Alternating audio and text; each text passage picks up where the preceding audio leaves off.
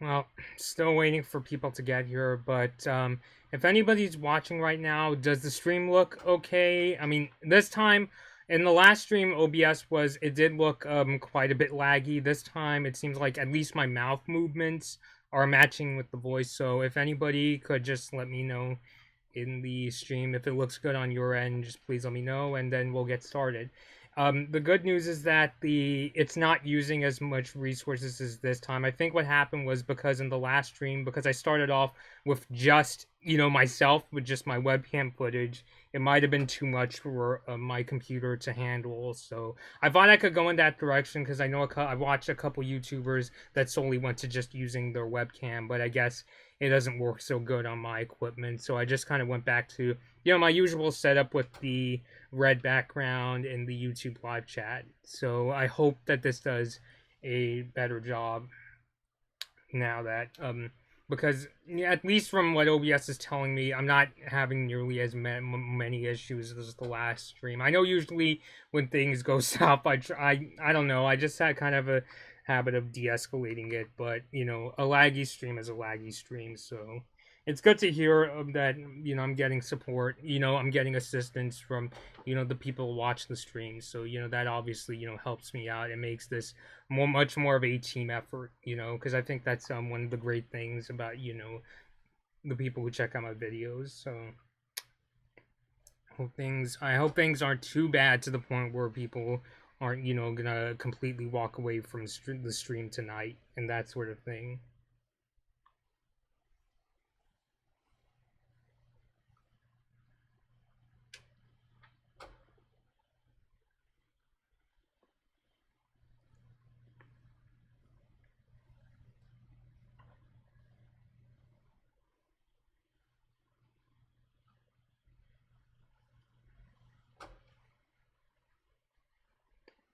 So yeah, once I see people are starting to come by, I'll start talking about the Blood Moon Ball. I mean, as you can see, I'm dressed up as Blood Moon Marco as I am for some of these streams. So yeah.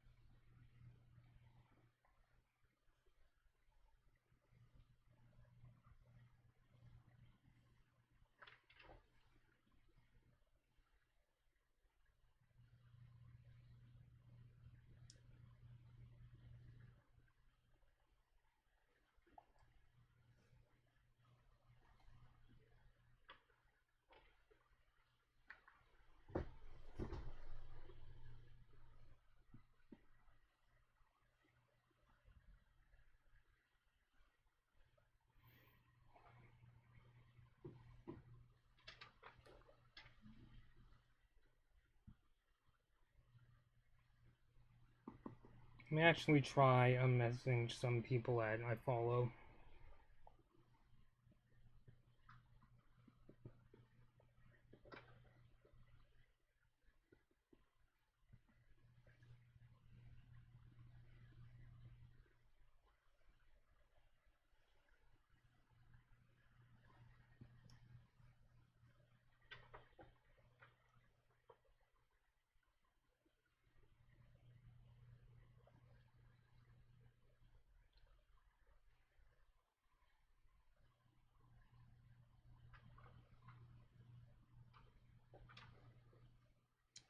Um, I mean, if I can't really get people coming, then I guess that's what I get for screwing up the first time. So,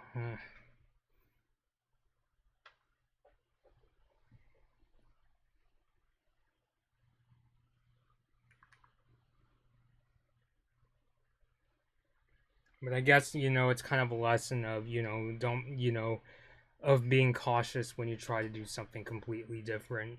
Especially when you haven't tested it as much.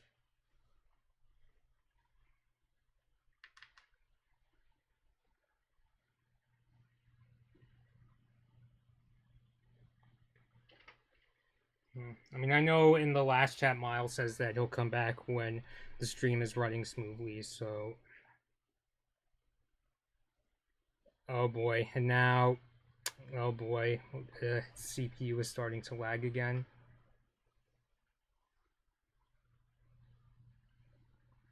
I hope that's not a bad sign. Because I'm moving and like speaking, and so long as the CPU meter in OBS isn't freaking out, it's usually generally smooth in here. I know there was that split second where it kind of slowed down, but yeah, I don't know. But yeah, I think generally I'm just gonna stick to this format when it comes to any kind of like live streaming I do. Because I know it's kind of taxing to have just your webcam running video the entire time and that sort of a thing. So I guess it's kind of a lesson in that.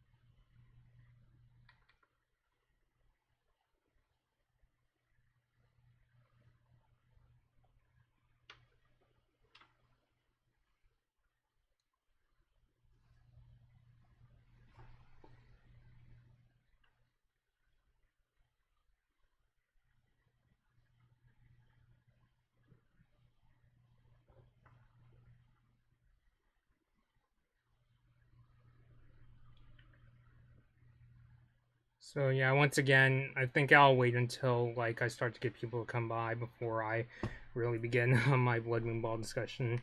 This night has just been going really weird for me.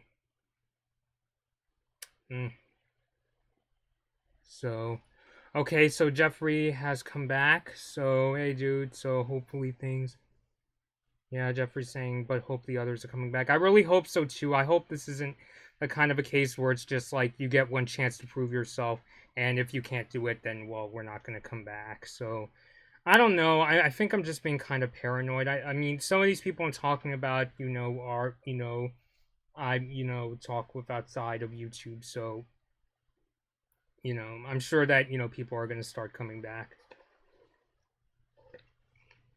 But I think I'll just get started with my discussion. So yeah, Blood Moon Ball. So today, yes, is the anniversary of when that episode aired, and I figured, especially since I kind of figured that Star's popularity wasn't going to die just because the show ended. I know there's people out there, some even going to ridiculous extremes to try to get the show back, and I'm just like, we'll just have to sit back, wait to see if like Disney Channel will do something in the future, or that's something sort of thing. I'm pretty sure they will, but I can't look for a crystal ball. I can only wish and hope and that sort of thing. But anyway, here to talk about the Blood Moon Ball episode, because I even kind of have an interesting like sort of history, with even just like watching that particular episode. Even though from a story perspective, it's kind of sort of basically, although when you consider how early this is in the Star versus the Forces of Evil timeline, it's almost kind of like a basic, like, sort of love triangle story. But I think what makes this one different, and I know a lot of people aren't really fan of like fans of like love triangle sort of episodes, is that in this case and because it's very early in the Star versus the Forces of Evil series, we're not sure whether to take Marco's feelings as, does he like Star, or is he like romantically interested in Star, or is he just being really overprotective? Like when I first saw the episode, my initial impression was, I think he's just being overprotective, because up until this point, we've mainly seen Marco either be really irritated by Star's antics, or he's like having a good time fighting monsters with her. But so this was like one of the first times we saw that he was like concerned about Star's safety, especially with Tom, at the time was mainly seen as this really angry person, but who still had feelings for Star. So it's kind of interesting to like go back to a time in the Star timeline when Star and Marco's relationship was beginning. And when you consider that, I honestly think a big part of why Star and Marco like held back, from like telling each other how they felt was, kind of, stuff like, oh, how would the other person and feel like, I know, you could tell Star was really nervous, especially in later seasons, especially the second season. She was concerned with how Marco would feel about her feelings for him, and then vice versa, especially when Marco started to just kind of accept like his feelings for Star. But back in the Blood Moon Ball episode, it was kind of unclear, and I think that's kind of what makes it an enjoyable episode, in that you could either interpret it as, oh, Marco is just being concerned for Star's safety out of him being her friend, or maybe he does have some real feelings for her. What kind of got me, and I even kind of consider Blood Moon Ball the episode where I became a Stargo shipper. I don't know what it is. I don't think the Blood Moon Ball episode, it's not like a repeat viewing like sort of thing, like a Stanley Kubrick film or that sort of thing. I think it was just a case of, I just needed a couple more watches to like really process what happened in the episode, because I didn't realize that ending. The ending scene when they're on Star's tower and the blood moon is shining down on Star and Marco? Like, I didn't see that until the second or third viewing of the episode. And I didn't realize, I didn't make the connection of, when Marco is in Star's room and he's like, I'll have my own blood moon ball in Star's bedroom, where it's always fun, which is that's supposed to be kind of an adult joke. And he's eating, nachos in there, and Alphonse, the sea captain dude, is like, the blood moon, the moon of lovers. Like, I didn't realize that until like the second or third viewing. So putting those together, that's what kind of turned me into a Starco shipper throughout the series. Oh, by the way, speaking of which, if Valentina Ruiz is watching the stream, I actually still have the Blood Moon pin that she gave me back at the Blood Moon Ball Gallery Nucleus event. So, still wearing it, still enjoy it. I'm kind of wondering if I should wear it everywhere. I was even kind of debating, should I go as Blood Moon Marco to the Disney's D23 exhibit. Like, I'm still considering going to that event if tickets aren't sold out.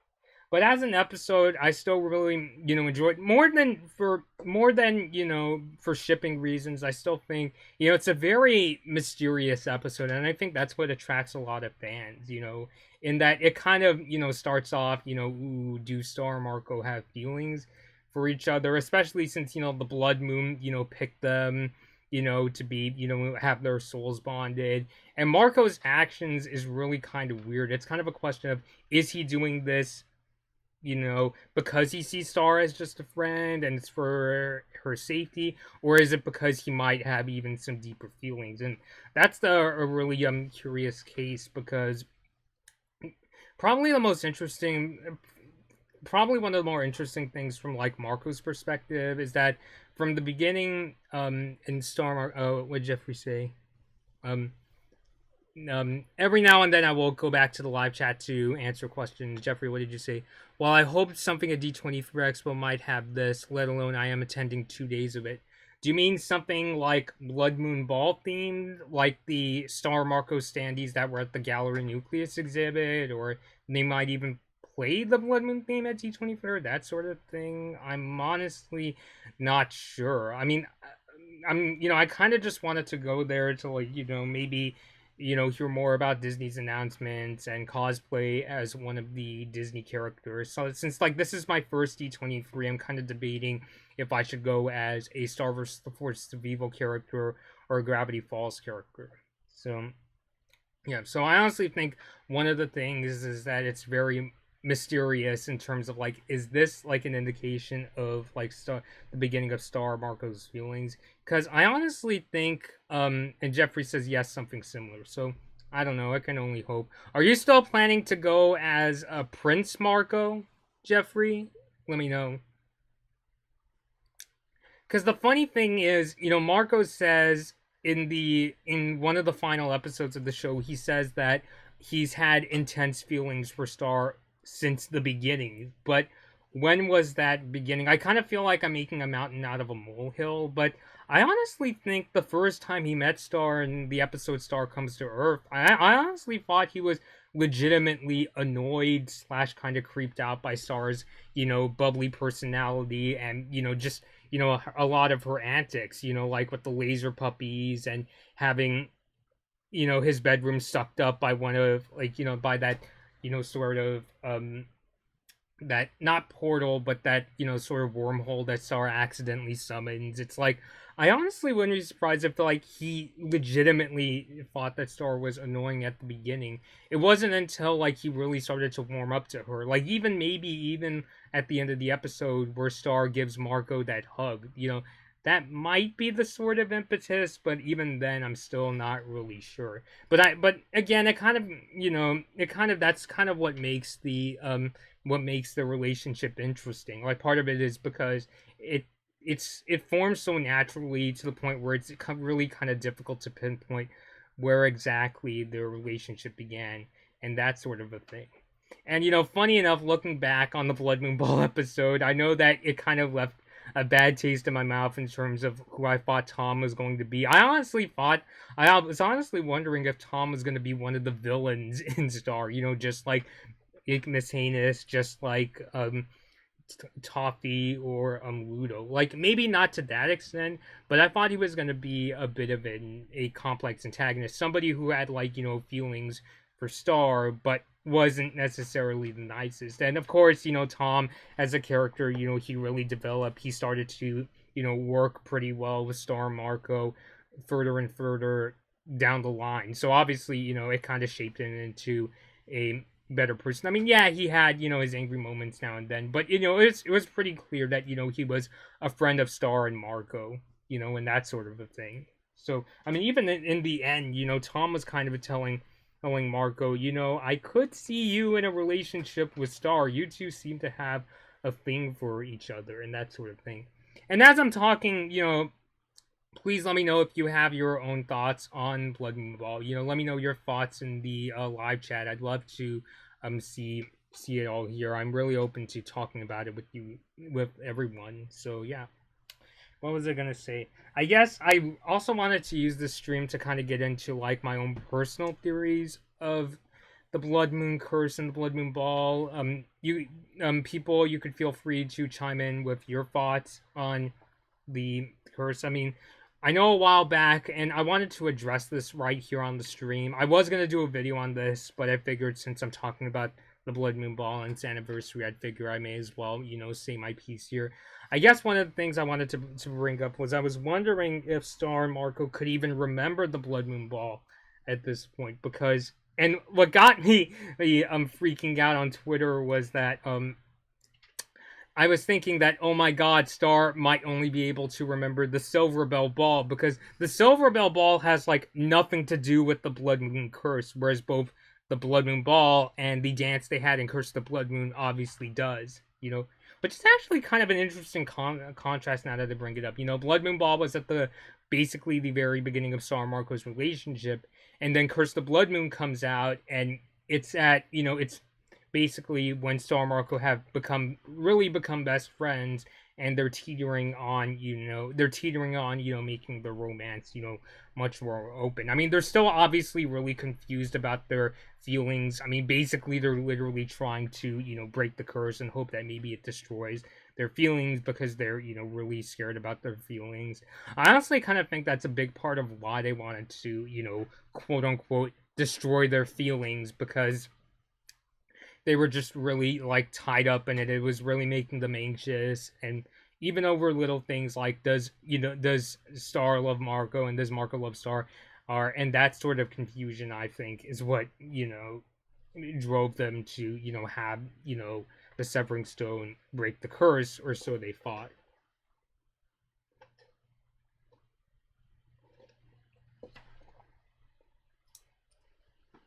But when it comes to the question of did Star Marco forget the Blood Moon Ball entirely? I honestly think that's a really tricky question to answer. I kind of feel like in some ways I feel like I might be overcomplicating things, but I'll try my best to explain how I personally feel. So,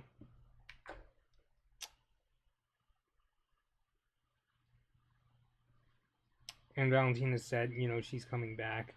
So the question of do start, you know, can, I mean, it's a really hard thing to answer. It's even really difficult to just flat out say no, because Marco, you know, he references the Blood Moon Ball in a couple episodes after Curse the Blood Moon. Like in the Cornball episode, he tells Kelly, "Yeah, me and Star, we just had to go through some really complicated stuff regarding the Blood Moon Ball, but it's a long story." And you know, I was rewatching that part of the Cornball episode when Marco brought that up, and when he said, "Oh, it's a long story," that honestly really made me scratch my head, because it just made me think, what does he mean by long story? Like, is he able to remember the Blood Moon Ball in full, or does he just remember, oh yeah, me and Star, we wanted to go see the Severing Stone, but he can't remember either the Blood Moon Ball or the dance that he and Star had when they were breaking the curse, and that sort of thing. So it's just like, um, so it does kind of make me wonder, how well does he remember the dance? I'm not sure if Star like rings up the Blood Moon Ball herself after that episode, but yeah, I'm not really sure. Oh. By the way, speaking of which, because this is a Star, you know, we're talking about Starco, I have to wave my Starco shipping flag right over here. So, yay!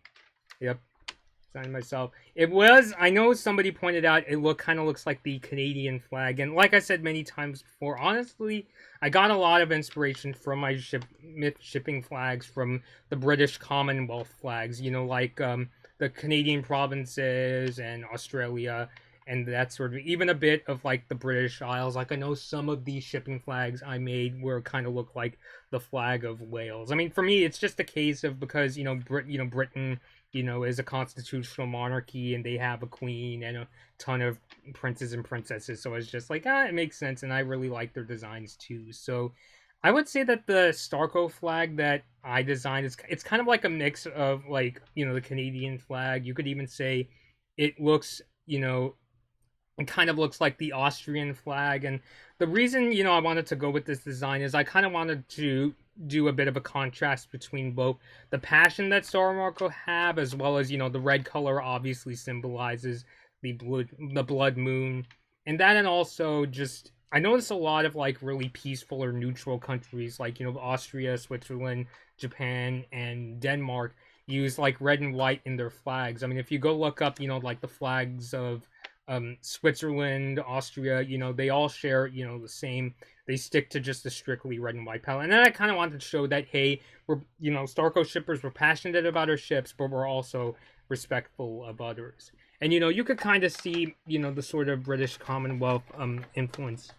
You know, I'm getting my face really close and knocking stuff over. And like the other shipping flags that I designed, you know, this is the Cloaky flag. It's supposed to be kind of inspired from the Canadian province of Quebec. That's the French-speaking part of the country.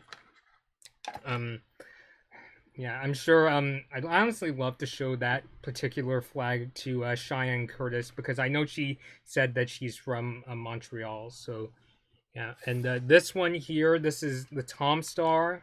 I don't want to spend too much time on the flags because I did a entire Facebook video on them. It's supposed to be kind of inspired by the flag of the Canadian province of Alberta, with the shield in the center. Although the design of the having the two dark red bars on the left and right side and having the center pink is kind of more, it was kind of just more inspired by Tom's outfit in the very end of Star, because you know how in the end of Star he started to wear this like jacket, at the end. So it was kind of a mix of Tom wearing his jacket and the pink, is supposed to represent Star. So that was kind of what I was going for with that. But anyway, back to the Blood Moon Ball discussion before I started to get sidetracked. And again, please let me know your thoughts on the Blood Moon Ball because I really want to keep this a live discussion going. Especially since it seems like the discussion is, getting back up to speed and it's performing a lot better.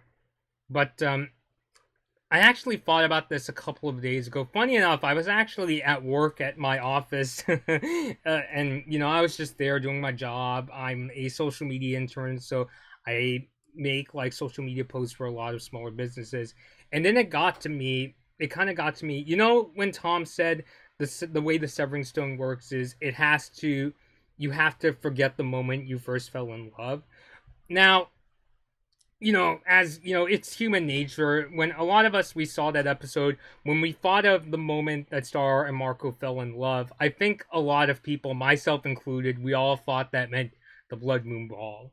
And yeah, I mean, of course, when that scene came up, I mean, it was very funereal when that episode came out. A lot of people were like, R.I.P. Starco, whether they meant it or not. I think some fans were joking around because, like, I personally thought that Star and Marco's relationship still had a chance, but I wouldn't be surprised if people were, like, legitimately crushed by that episode. And to a degree, I can't really blame them, because even if you think that Star and Marco's relationship they'll go on, it's still such a sad memory to lose, them dancing at the Blood Moon Ball. Because in a sense, it was kind of like the first time, even if they weren't really prepared to, it was like the very first time they got a chance to express their feelings through a dance. So, yeah. So I thought, even though, yeah, the relationship could still go on, it was still such a sad memory to lose. But getting back to what I was thinking about the Severing Stone,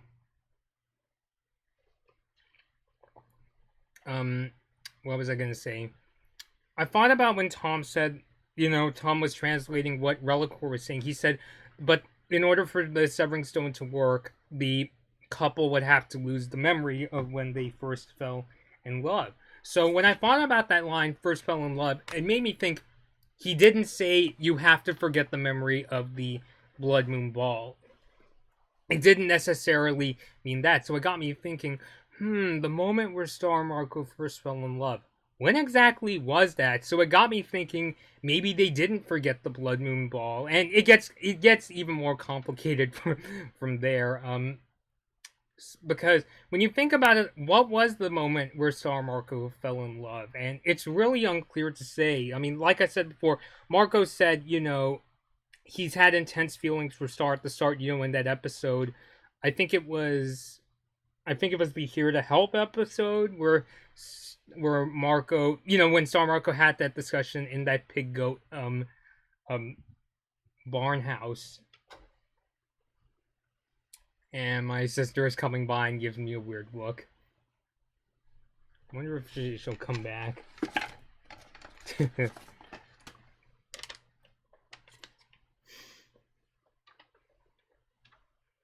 Nah, I thought that she was coming back because, like, I would have waved my Stargo flag because she's not into Star versus the Force of Evil ships. But, so, I don't know. I'm just thinking maybe when the Severing Stone, when Tom said the moment they first fell in love, maybe it doesn't necessarily mean Star and Marco would have to lose their memory of the Blood Moon Ball.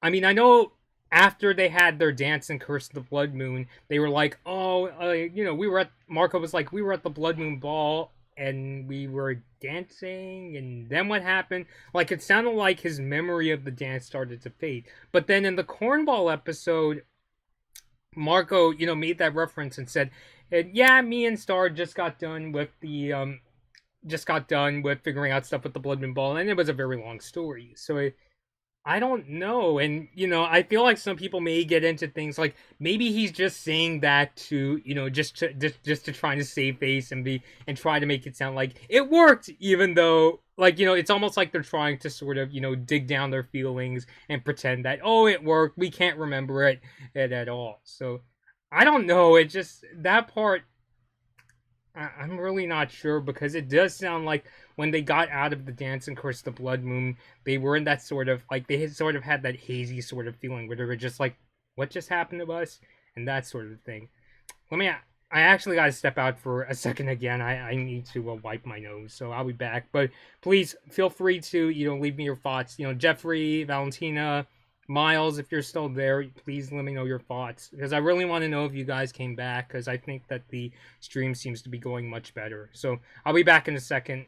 Feel free to chat in the live chat.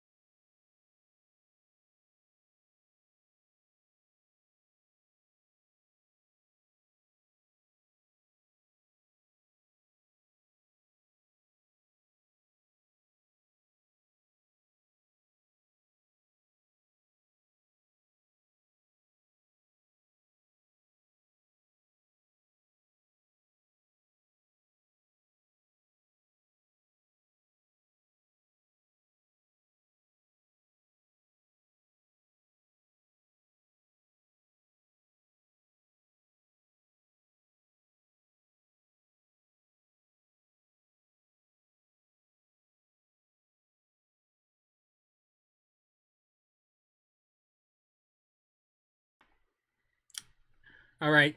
By the way, I should have mentioned this earlier, but if you hear some kind of humming in the background, that's my fan turned on. So, yeah, it's really. I know it's evening, but it's really roasting up in Southern California. So, just wanted to make that clear. If it sounds annoying, let me know. I could turn it off.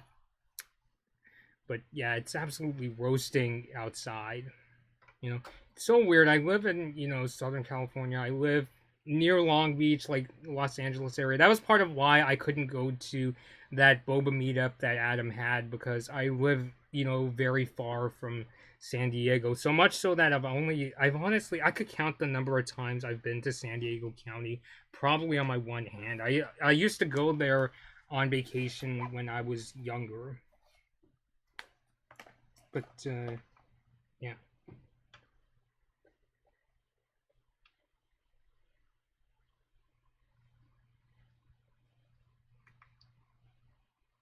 In fact, let me actually do like a quick Google search.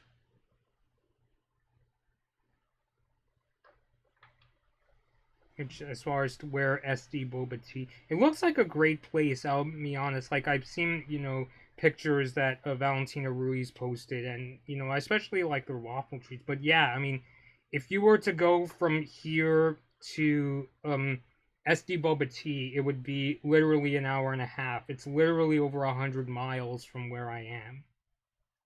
And like I said before, I really haven't been to San Diego all that many times throughout my life. And even then, I usually don't go further as far as, National City, where SD Boba Tea is. It's even further than, like, the San Diego Zoo, which I've really only been to.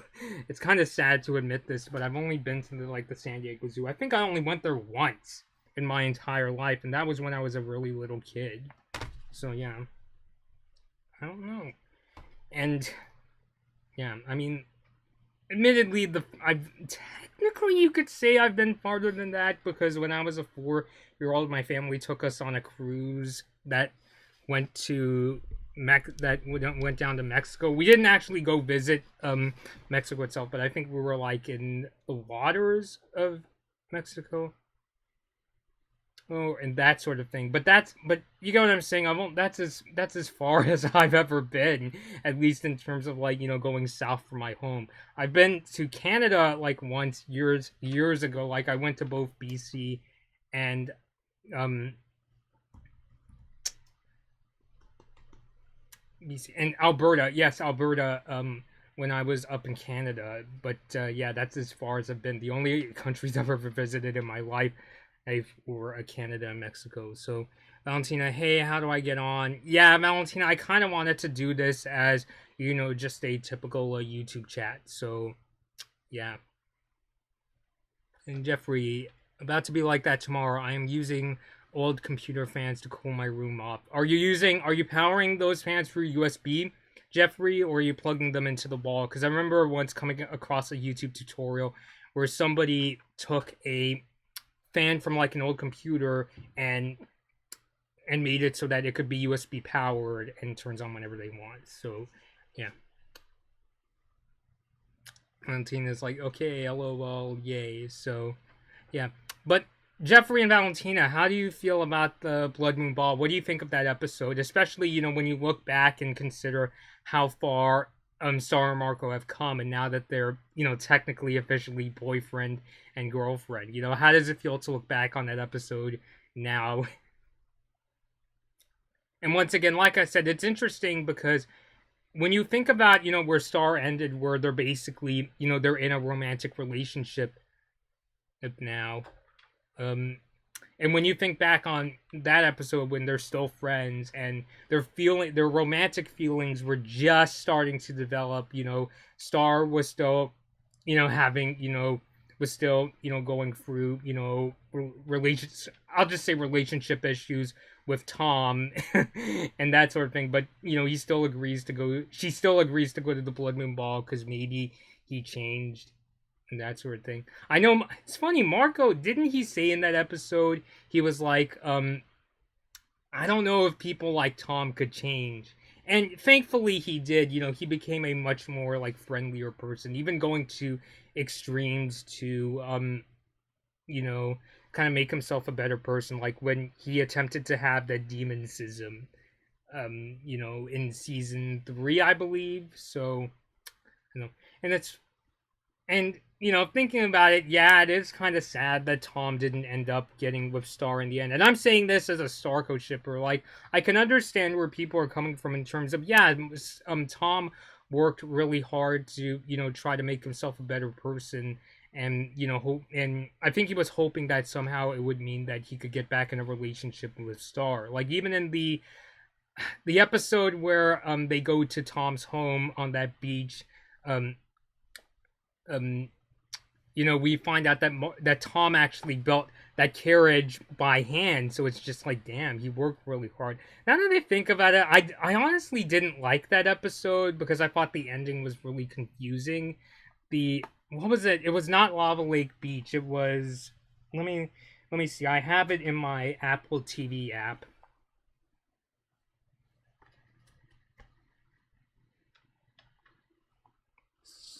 Star, where are you? Star Butterfly, where the heck are you? Star Butterfly. If you get that Dr. Seuss reference, let me know in the live chat. I think it was Lake House Fever. Yeah. Now that I look back on that episode, the setting is creative, but the writing of that episode was a little haphazard. Let me take another look at the live chat. So, Valentina, you're thinking about how her thoughts on the Blood Moon Ball.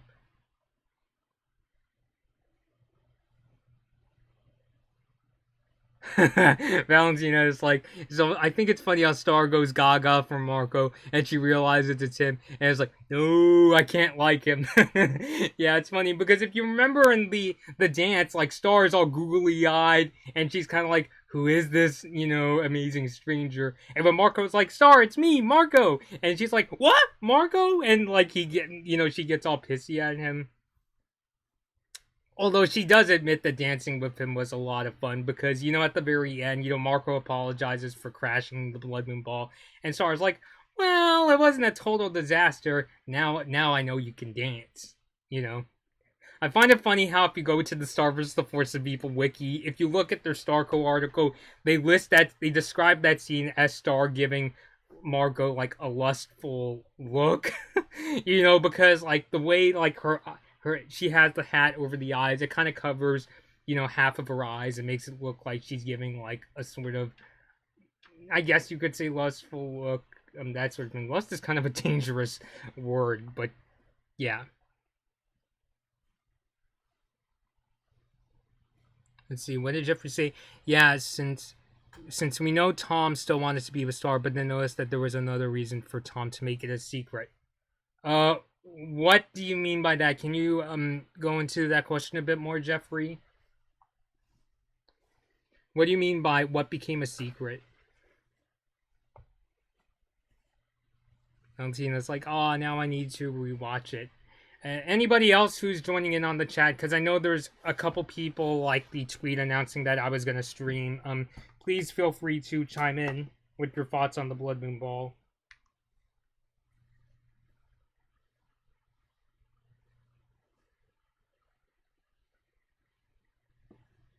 And I don't know. Let me try Let me ask another question. Do you two think that Star Marco can remember the Blood Moon Ball?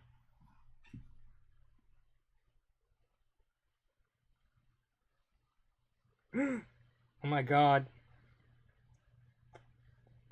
What's her name?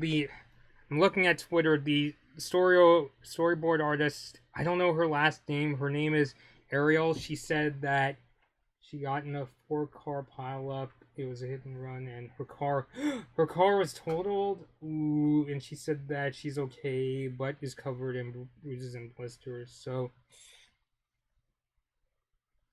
oh my god, I hope she's okay. I mean, she said that she's fine, but she said that she's got bruises and blisters. I hope she's like, Jesus Christ. It's not exactly, yeah, kind of scary to hear, especially since I'm slowly learning to drive myself, and I'm always worried about getting in a car crash. I mean, I think Valentina could tell you, about like my sort of anxieties with driving, but yeah, that's really terrible to hear.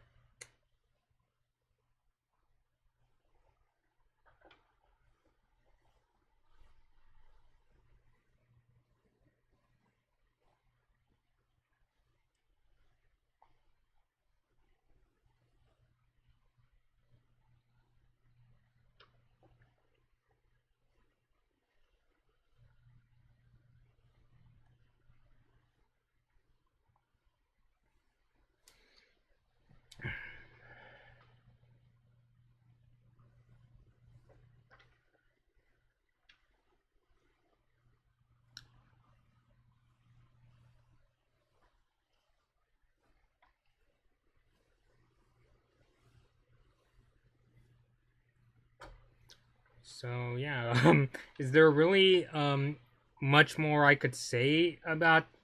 I mean, I'm making it sound like I don't have too much to say about the Blood Moon Ball, but I was saying earlier, I think a lot of because when you get down to it, the story of the Blood Moon Ball episode itself,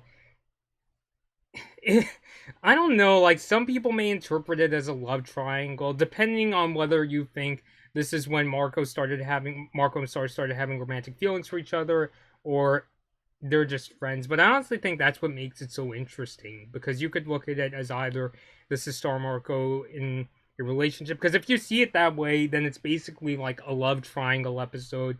But if you don't, then it's basically a case of Star wanting to give Tom another chance, but Marco is all concerned about Star going to the Blood Moon Ball. And of course, and funny enough, like, I start talking about the episode again. Like, one of the interesting things is that when I first saw the episode, I completely looked at it from Marco's perspective, because I personally didn't trust Tom either. So I was kind of in that boat of I don't know. And then when we get to the end of the episode where Star says that really famous line, I don't need a hero, I need a friend. I like how, me personally, I was able to become, convinced just like Marco that, oh yeah, Star is a magical princess from another dimension, of course she can, fend for herself and that sort of thing. Yeah. Jeffrey says, well, it was to make the friendship more solid if given that. Yeah, I think that's another way to look at it. Valentina says, would be cool they mentioned it in the future. Valentina, you mentioned would be cool if they mentioned the future, which is kind of hard to do when Star Wars The Forces of Evil has ended, although maybe they could mention it in either a sequel series or if they did like graphic novels just like what Avatar did. I'm kind of curious as to I even had this idea for a fan story, here we go, fan fiction kind of stuff, where on the anniversary of the Blood Moon Ball, Star and Marco, they get together on her balcony again, and they actually reveal to each other that they actually remember. I think what I was trying to do was they could remember the Blood Moon Ball, but the memory is starting to get really hazy. So when their anniversary comes, they actually, they start to, have a dance again in their Blood Moon outfits. And even if they can't remember the dance, they had they still have, a good time, dancing on Star's balcony with or without the Blood Moon Ball. And I was even starting to get into things where now, because the curse is broken and Star and Marco are now much more comfortable with being open about their feelings for one another, they don't have those weird things happen to them. Like, remember in Curse of the Blood Moon, Marco says whenever he's reminded of his relationship with Star, his guts start to go and his eyes well up, and his back gets sweatier than Niagara Falls. He didn't word it like that, but you know what I'm saying. Well, now it's a case of when he's dancing with Star, or even just talking to her, he doesn't have, those kind of, weird reactions. Valentina's like, no books, lol. Why no books? In some ways, that might be one of the few ways we can get a continuation of Star. Because it's just if Disney doesn't want to, put the money into making more episodes, then the least they could do is get some of the artists that work on Star together and make graphic novels. So it's just they don't want to put the money into making episodes. The least they could do is make some cool books.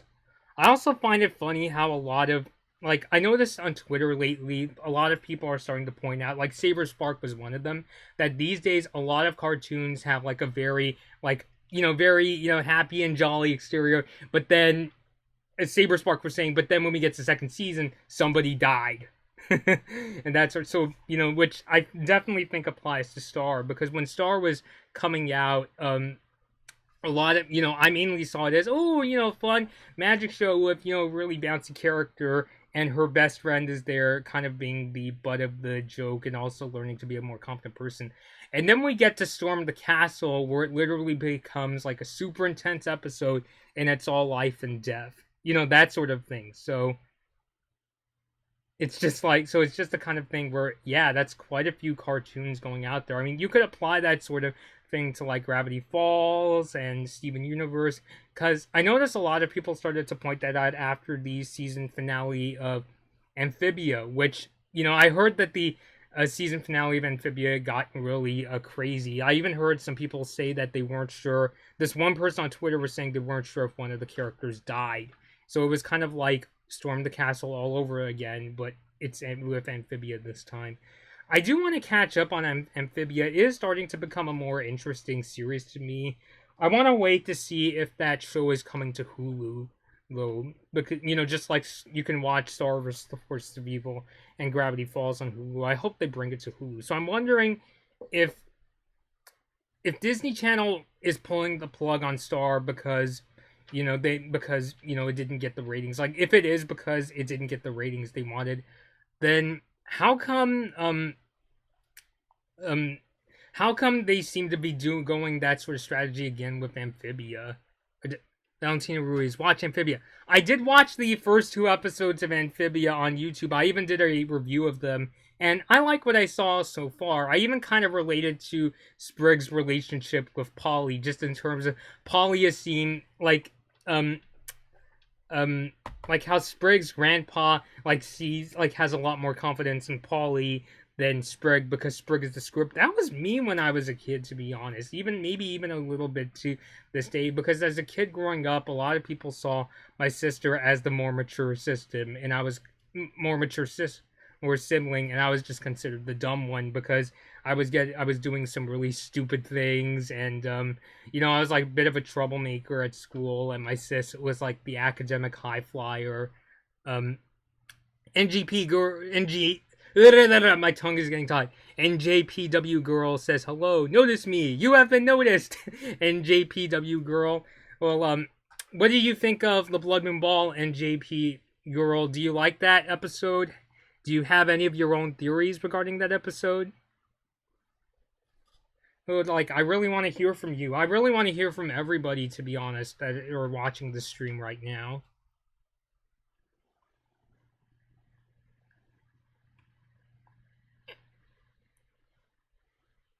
Yeah, so anybody else stopping by, feel free to leave a comment in the live chat, especially if it's related. Valentina Ruiz noticed her. I did notice her. I said hello to NJPW girl. Once again, hi there. Leave me your thoughts on the Blood Moon Ball. NJPW girl, I've never seen that show. Oh, you've never seen Star vs. the Force of Evil? Are you thinking of getting into it? NJPW girl?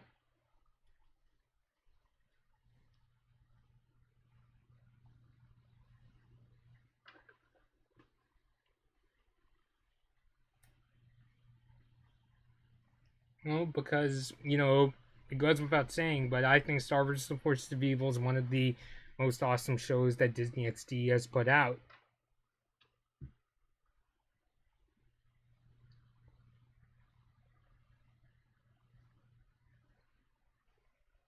Valentina Ruiz. Oh, it just sent. What do you mean, oh, it just sent, Valentina?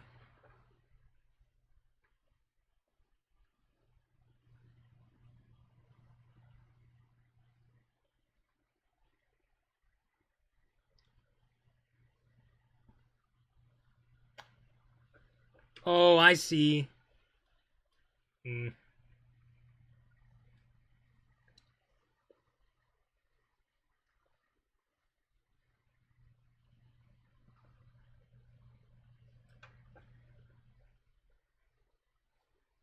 Jeffrey. Well, Disney seems to have plenty of strict things, much like Cartoon Network is. What do you mean by strict things? You mean like strict policies, or what do you like? What are you getting at, Jeffrey? Let me know.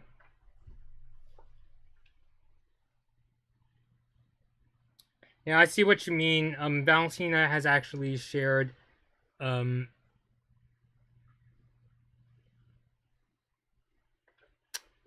shared my live chat. I really hope more people stop by. Let me know your thoughts on the Blood Moon Ball in the live chat.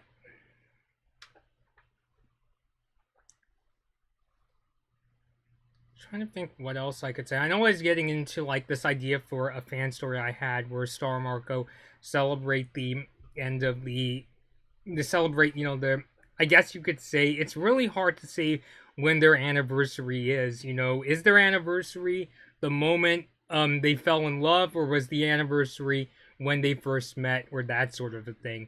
Hey Miles, you've come back. What are your thoughts on the Blood Moon Ball, Miles? Again, I'm sorry the stream initially started off really laggy, but now I know I shouldn't, at least on this laptop, I shouldn't do, live streams where I'm just using my webcam. Valentina, dude, poor April. Yeah, Valentina says, dude, poor Ariel. Yeah, I know. Um, yeah, really sorry to hear. I mean, I don't know if Ariel's watching the stream, but, I hope, she's doing really well. I hope she's not hurt too badly from the crash. I guess for me, it's kind of sad. It's sad to hear because, like, I always worry, um,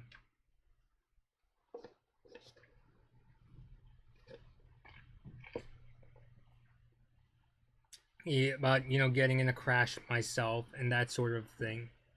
But yeah, Miles, let me know what you think of the Blood Moon Ball and NJPW. Did you notice Cartoon Network hasn't aired Thundercats Roar, which is good? You mean in terms of it? What do you mean by that? In terms of like they didn't put the show on the air? I don't follow Thundercats Roar too closely, so you know. NJPW girl, when is Christina Miller gonna step down? I don't know. I'm honestly not Christina Miller's biggest fan either. Especially in the days when Cartoon Network's show lineup, when they were focusing a lot on like Teen Titans Go, Powerpuff Girls 2016, Ben 10, and Mighty Magiswords, which I'm not really crazy about any of those shows, especially I can't believe I watched a lot of episodes of Powerpuff Girls 2016 and I didn't like it at all. I just thought it was a really, bad reboot. And yeah, I mean, I actually haven't seen the Benson reboot, but I haven't heard too many good things about that. Teen Titans Go, I've seen several episodes of, and I don't think it's as bad as a lot of people say, but I don't like, but it doesn't, I wish it, I don't think it needs to be as goofy as it is. I also don't like how they basically made a couple episodes just to, clap back at their critics, like the Return of Slade. And what was that? There was another episode where they were kind of, making fun of the critics of the show, and they were trying to sound really ridiculously gruff and that sort of a thing. So yeah. And Miles was saying I think it is one of the most visually impressive of all the Star Versus episodes. And yeah, I definitely think, especially when they get into the dance, it was really when it started to get visually impressive.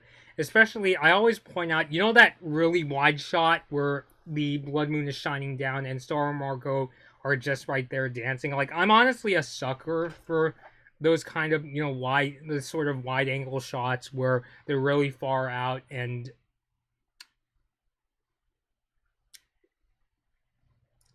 and when they really like show the sort of like the scale of the atmosphere and that sort of a thing. Like, I'm always kind of a sucker for those kind of shots. The ballroom watch is almost like one of Darren's paintings come to life. One of Darren's paintings. Can you send me a link to that, Miles? Like, maybe I could check out later.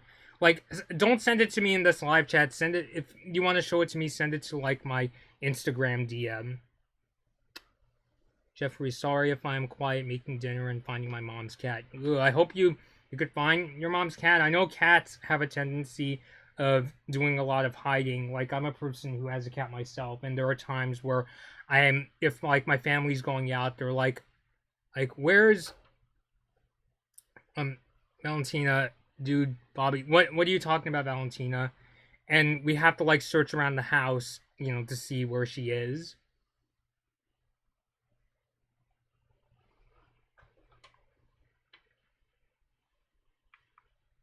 Valentina, Blood Moon is in all Amphibia episodes. Oh my god, like it was literally like in the first frame of the first Amphibia episode, right? Where they had a shot of the Blood Moon, and I'm just like, is that supposed to be a reference to Star Wars The Force of Evil? Is the Blood Moon gonna shine down? Is the blood moon gonna shine down on Sprig, and is he gonna fall in love with a character in Amphibia? Or does this mean we'll get a Star vs. the Force of Evil crossover with Amphibia someday? I don't know. Would be awesome though. I think John Dustin, hi there, John, how you doing? Have you seen Blood Moon Ball? What are your thoughts on it? And JPW girl asks how much everyone wants to bet Mulan is gonna fail. I honestly don't know if the Mulan remake is gonna fail. I honestly think I watched the trailer for it and I thought the trailer was cool, But from what I'm hearing about, like I've heard reports about the Mulan remake and saying that they're changing the villain into a witch, and they're just like it doesn't like it sounds inconsistent because when I first heard they were gonna do a remake, I thought they were gonna do like a realistic, a more realistic Mulan. You know, okay, where they're gonna get rid of the songs and we're not gonna see as many magical characters. But then I start hearing reports like, oh, there's going to be a witch is the villain. And I think I heard somewhere, don't quote me on this, but I heard they were like replacing Mushu with a phoenix or something. And then it just becomes a case where it's like, what do you want your movie to be? It sounds inconsistent. It sounds like the Beauty and the Beast remake all over again.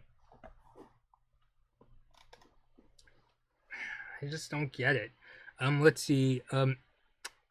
I hope I'm not pronouncing your name incorrectly. Is it Jesus? Is it Jesus, or is that how you pronounce your name? Well, anyway, question asked, do you have hope that we'll see Star Marco again someday in the future?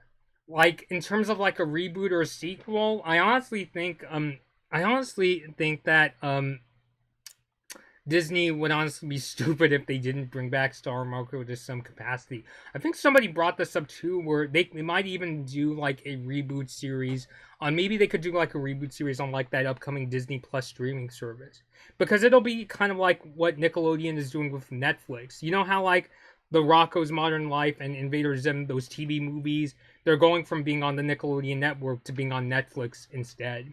And I was talking with Ostrich Box, like literally Ostrich Box from the Roundtable, and we both think that maybe it's a case where the ratings for the Hey Arnold Jungle movie may not have done the numbers for Nickelodeon. So when the Rocco's Modern Life and Invader Zim movies were coming out, maybe Nickelodeon was thinking, we don't know if they'll do good ratings, so let's just put it on Netflix, and that sort of thing.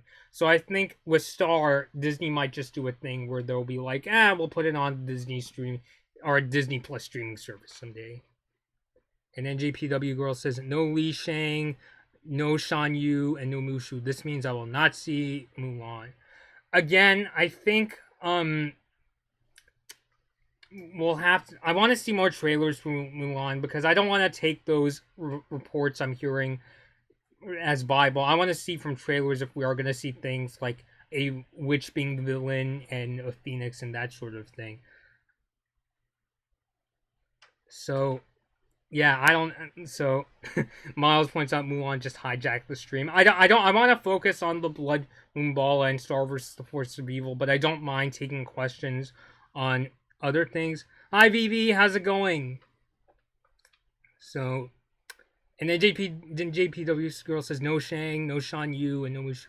I don't understand, like, does Shan Yu get a lot of hate, or is Shan Yu just forgotten, or that sort of thing? Because, like, I remember being as a kid and thinking, Shan Yu, he was an intimidating villain. He was this big, massive guy, this foreboding guy who had that really deep, intimidating voice. It's just like, you don't want to go near him, or else, he's gonna like stab you, or like, or cut you just like what he did to Mulan in the animated movie. Like, I just, in terms of like Disney's lineup of villains, I always thought that Shani was kind of one of the more threatening ones. Maybe not like complex like Frollo from Hunchback of Notre Dame, but he definitely had a presence. Especially, I think of that scene. The scene where he talks to the two soldiers when he's coming down from his horse and the music is going dun dun dun dun. Like it's just like, I thought he was a threatening guy. Like, I don't know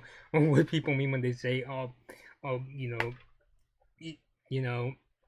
the closest I can think about is I remember when Doug Walker reviewed Mulan, and he was like, I think, and he was saying that he thought that Shan Yu was one of the more forgettable Disney villains. I'm like, okay, maybe he wasn't the most complex or even that entertaining, but I still thought he definitely had a presence, NJPW Girl was like, yeah, so I don't know, like, so I don't know. But anyway, getting back to Star. Vivi, what did you think of the Blood Moon Ball? Is it one of your favorite episodes? And then GPW Girl says, "Don't get me started with Maleficent." Well, I haven't seen Maleficent, so I don't. I wouldn't have too much to say. That's why I didn't do a trailer reaction to that movie, because I haven't seen the first Maleficent. I heard it's not very good, so yeah. Red Velvet Cosplay Heather, hi. She says, "Hey Bobby, I can't stay for too long because I'm busy with Comic Con stuff, but wanted to say hi. I hope all is well for you. Everything's going pretty well, except my hair is out of control." Heather, what did you and Vivi think of the Blood Moon Ball? Did you enjoy that episode? I mean, it seems to, because I know you two are Starco shippers, but let me know your give me your quick thoughts. Do you like the Blood Moon Ball? You two?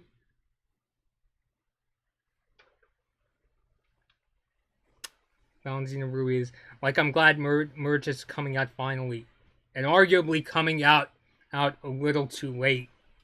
And by the way, Valentina,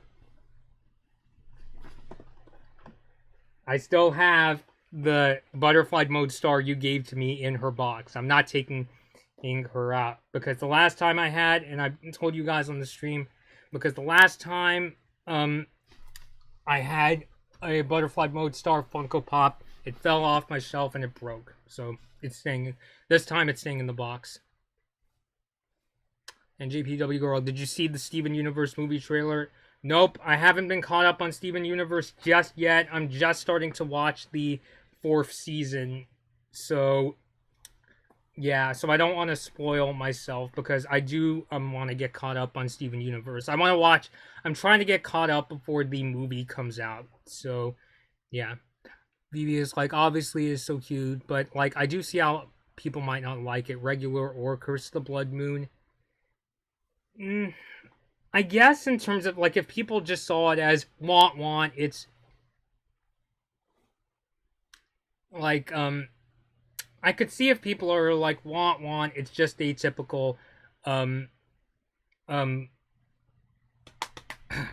having a brain fart right now.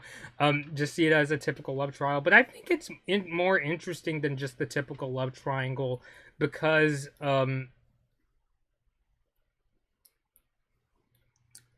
it's really mysterious from Star Marco's perspective, in terms of did Marco go to the Blood Moon Ball to protect Star, or was he starting to have romantic feelings for her?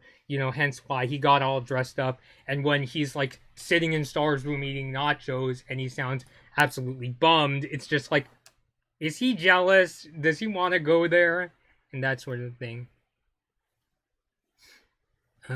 Galaxy 20 Star, does anybody still watch Star Versus? Are you asking the chat? I'm sure, because there's a chat full of Star fans right here. What was I gonna say? Yeah, I mean, I still watch the episodes from time to time out of fun.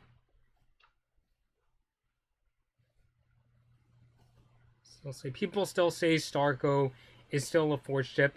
Okay, from that perspective, I can kind of understand. Well, not even kind of. I see why some people say Starco is forced. I think parts of it are forced, but I still think what's great about Starco is that it's one of those romances, kind of like Katang, kind of like Arnold and Helga from Hey Arnold. They don't fall in love. It's not it's not like a Disney movie from back in the day where they fall in love within the scope of a few days, or even love at first sight. In fact, I think it's one of the more human romances, because of how it took time to develop. And both Star and Marco, even when they were aware, I think that they were, especially in the end, even when they were aware that one loved the other, they were still really nervous about coming forward and saying, that they really liked each other. In fact, they were nervous to the point where they wanted to destroy their own feelings. I personally think that it came because I personally think they wanted to, because they wanted to get away from having those kind of anxieties, over, does, from Sar's perspective, she was like, does Marco love me? Does he not? Or that sort of thing. Or is Marco does Star love me? Or is she not? And that sort of a thing. What did Heather say? I personally adore the Blood Moon Ball episode. I saw a preview of it at the first Comic-Con panel, so it's a classic for me. And you're really lucky, Heather, you got to see that preview. I actually didn't get into Star when it first came out. Like, I didn't even hear about it, to be honest. In fact, I wasn't really all that aware of what Disney Channel was up to in the 2010s. Like, I heard of a show called Gravity Falls, which, I've watched Gravity Falls since, and I like Gravity Falls. I'm more of a Star vs. the Forces of Evil fan, but I like Gravity Falls as well. Oh, but yeah, I really didn't know all that much. It wasn't until one day where I got to go to my friend Steven's house, and Gabby was there as well. You've seen both Steven and Gabby in some of my videos, and they were like, "Ooh, let's watch Star vs. the Forces of Evil," and I was like, "What is Star vs. the Forces of Evil?" If anything, the name sounded weird to me. And then, literally, within the first frame, and as I started getting into that first episode, I was like, I literally got up and said, "Where has this show been all my life?" Because I really liked how you had this, you had Star, who's this really bubbly character, but she kind of has a bit of a, sort of a, cool, surfer dude kind of attitude toward her. And when paired with Marco, I was like, oh my god, and she's got a best friend and they're roommates. It's like, that sounds amazing. So yeah,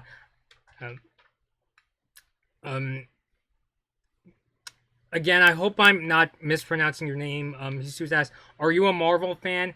I'm a very casual Marvel fan. Like, let me put it this way. I do like watching the Marvel movies, but I'm not like a diehard who is like, Avengers Endgame, what's Thanos gonna do this time? Who's gonna die?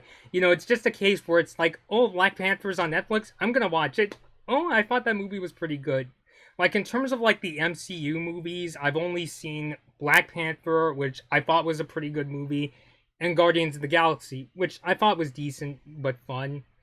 In terms of like movies outside of the Marvel Cinematic Universe, I've seen the first Spider-Man. I've seen most of Spider-Man 3, which, yeah, I'm not really a fan of Spider-Man 3. I like the first one.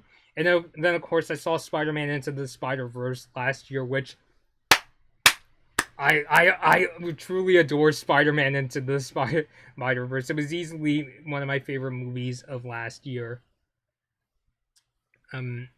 Let's see, other questions. I mean, Vivi was like, crush confessions are hard for anyone, and I think the show handled it well. It is, yeah, take it from a guy who's had middle and high school crushes myself, and to this day, I've sort of admitted my feelings, but not directly, and yeah, it's really tough. It's on one hand, it's kind of fun because it's just like you're happy to see the person that you really like, but on the other, it feels kind of awkward. I've even had times where like I've had to have my best friends, come with me to talk to, like, if I needed something from like if I wanted to talk to the person I was crushing on and that sort of thing. I don't want to get into that too much, but I know from personal experience, having a crush, it can be fun sometimes, especially when you get a chance to like talk and hang out with them. But it's hard in that you're walking around with that sort of ball and chain. It's like you like that person, but you don't want to tell them how they feel because you're worried they're going to reject you, or they may stop talking to you because they know that you have feelings for them and that sort of thing. But anyway, Valentina asked, Bobby, question, favorite Starco moment? Favorite Starco moment, that's really hard for me to choose because there's a lot of moments I really like in Star Wars The Force of Evil, especially regarding shipping. I guess I will say some of my favorites. Miles, I know you're taking off. See you later, dude. I hope we get to chat again. That's really hard to choose. I would say some of my favorite moments. I guess I really like, especially the Blood Moon the episodes, because when Star and Marco dance, I feel like it really gives them a chance to like express their romantic feelings for each other, especially in Curse the Blood Moon. And the nice thing in the Blood Moon Ball, the first Blood Moon Ball episode, is that I like how it gives them a chance to express their feelings even before they're really ready to, like, you know, tell themselves if they are, really feeling for each other. It gives them a chance to express themselves before they're ready to. So yeah. And I do like because it's really vague. I mean, you could still watch the Blood Moon Ball episode and see that, oh, Star and Marco are just friends, because it's kind of um vague in terms of what Marco's motivations are. And I noticed that some people in the chat were saying, oh yeah, Marco was definitely jealous of Tom and Star. But I still think it was gray area enough where Star and Marco could dance and they wouldn't be like, well, Star was like, Marco, what are you doing here? But it's not awkward to the point where they're just like, ugh! It's like, I don't want to dance with you. That's really weird. So yeah. Yeah, Galaxy 20 stars like Ron and Kim IMO. I watched Kim Possible as a kid, but I kind of watched that show just out of passing. I just watched it in terms of, oh, a Saturday morning show where a character is kicking butt. So I didn't really get into things like the continuity of Kim Possible, but I know there is quite a few people who compare Starco to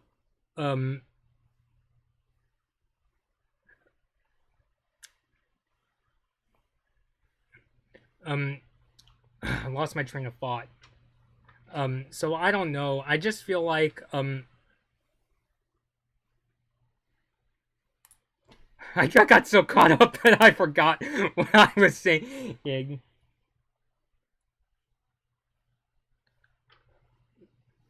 But yeah, but I didn't really follow the Kim Possible continuity, because I was still a little kid when that show was on the air. So I don't know. Maybe if I watch it, I do kind of want to get back into Kim Possible because the movie came out and I did a trailer reaction to the Kim Possible movie with Gabby. Galaxy 20 Star says, I must stay because I'm bored. No, please stay. I really like having you all. I like how we're this live chat, we're all coming together and we're just having a lot of fun discussing Star vs. The Force of Evil and other movies for that matter. I mean, don't be shy. I like how, we're having this sort of melting pot here. And Jeffrey, don't throw guilt at yourself. You're not causing any, problems. It's a lot of fun. What did Galaxy 20 Star say? Now, Blood Moon, if Star Marco were at Disney World, would you pay there, to see them? When you say Blood Moon, are you referring to me? But anyway, Star Marco, would you pay to... I don't know, because on one hand, I do want to go to Disney World, but on the other hand, I heard it's expensive. Then that, and also, I live in California, and Disneyland is already expensive in itself. So expensive to the point where it's like, I honestly haven't been to Disneyland since I was in high school. We had this thing called, I don't know if you have this thing at your high school, but we had this thing called grad night where the high school seniors would get to go to Disneyland after closing, and we would stay there until like 2-3 a.m. And that was the last time I went, and I went there with Gabby and a few of her friends. So yeah, so it's just like, I don't know. I mean, if I could go to Disney World, like if something were to happen, like let's say in the future, Gabby came to me and said, "Hey, let's take a trip to Disney World." Like if we could plan a trip out like that, I would go whether Star and Marco, were there. Just because I haven't been to Disney World ever in my life. It's out there in Florida. I mean, I want to go to Florida in general. They also have Universal Orlando out there. So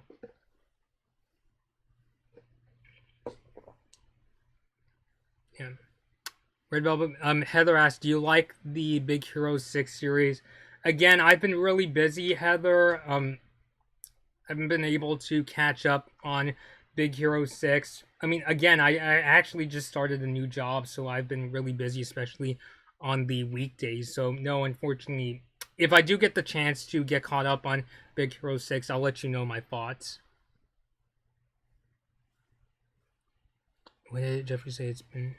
it's just been 2 months since I have talked about the show, and it's not easy to talk about it, Bobby. And I know it's hard for me to talk about it without making myself look bad. No, no, don't throw shame at yourself, Jeffrey. You know, I truly, truly enjoy talking to you about the show in and outside of the chat.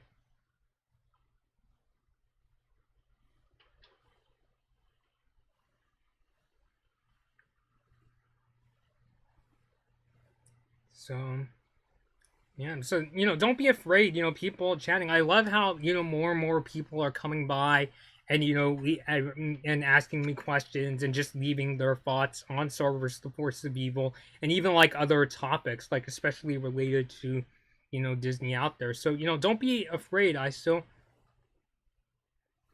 and so don't be afraid about it.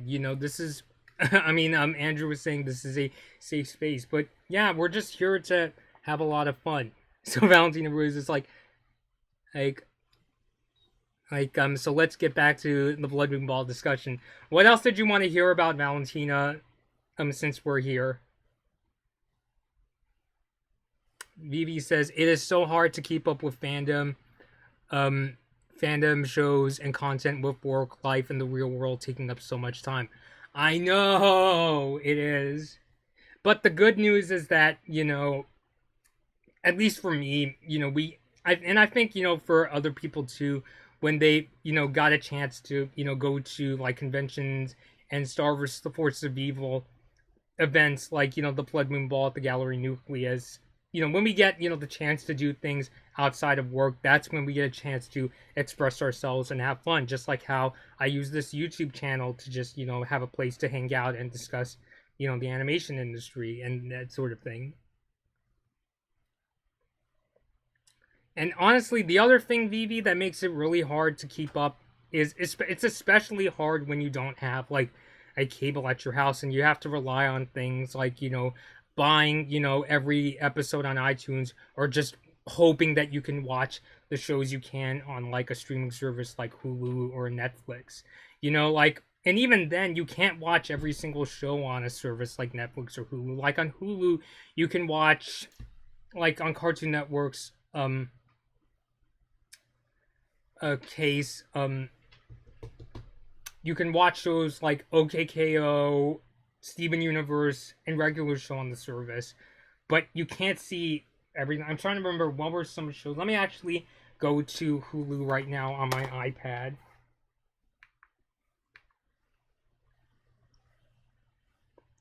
But yeah, I like how the chat is really starting to fill up with questions and comments to all sorts of people. But yeah, as Valentina was saying in the group chat, let me, please let us know, what you thought of the Blood Moon Ball. BB says, episode access is so hard. I'm so excited for Disney Plus for all the old shows to go up.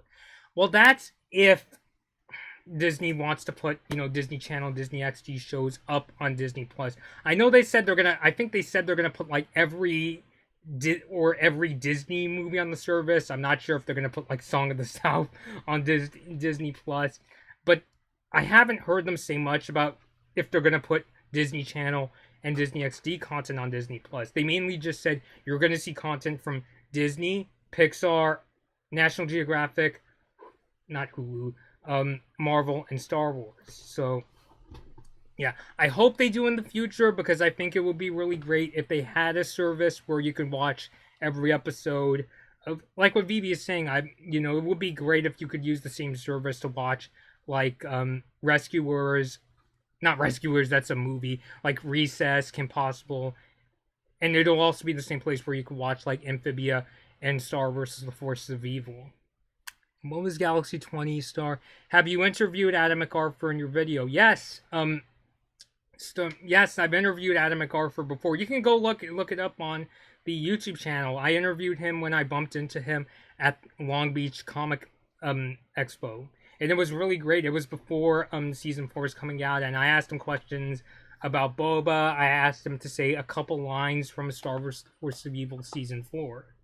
So Yeah, if you want to go watch that interview, be my guest. It's on my YouTube channel. Let's see, Galaxy 20 Star. I actually like the ending of Star versus series finale. It's a nice ending. As I said on before, or in my finale discussion, I honestly kind of have mixed thoughts on the Star vs. the Forces of Evil finale. If anything, talking about it honestly gets me in sort of a bad mood.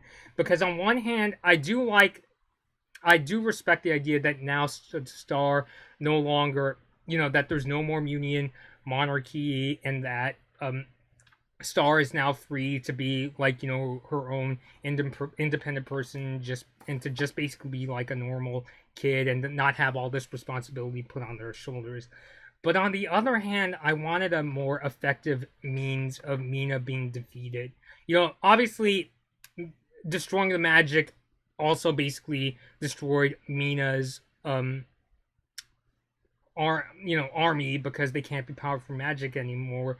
But because of that, because magic is destroyed, now there's no more. They have to find another way to go for different dimensions. And I honestly thought that they could repurpose magic into being used to defend monsters from like humans who hated monsters and that sort of thing. So I don't know what was going on behind the scenes, but I almost kind of felt like the Star crew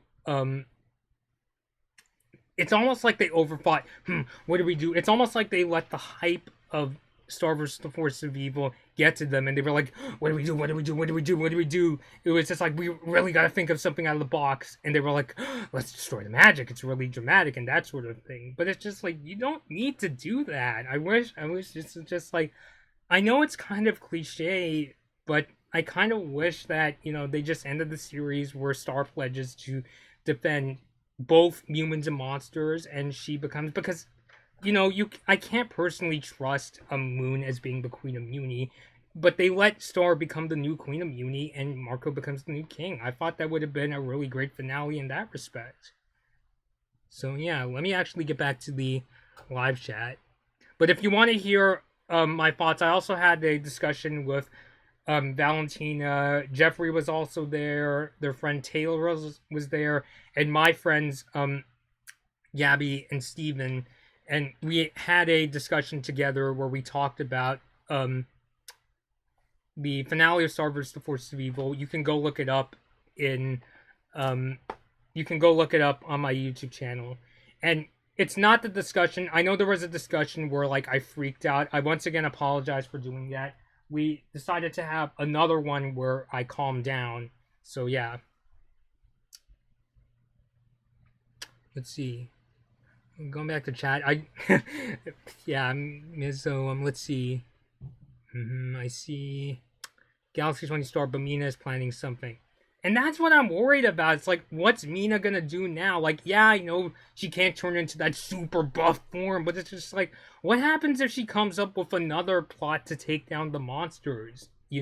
Like, not to get overly dark, but what happens if she plans, like, like something like what happens, I don't know if you guys have seen the Steven Spielberg movie Munich, where she, like, what happens if she comes up with like some kind of like counter-terrorist plan where she's like blowing up random places to try to wipe out monsters or that sort of thing. So yeah, so that's what, like, I'm just like, they didn't like, I'm just like, could they at least like pull an Avatar where they throw Mina in prison or that sort of a thing? So yeah, let's see.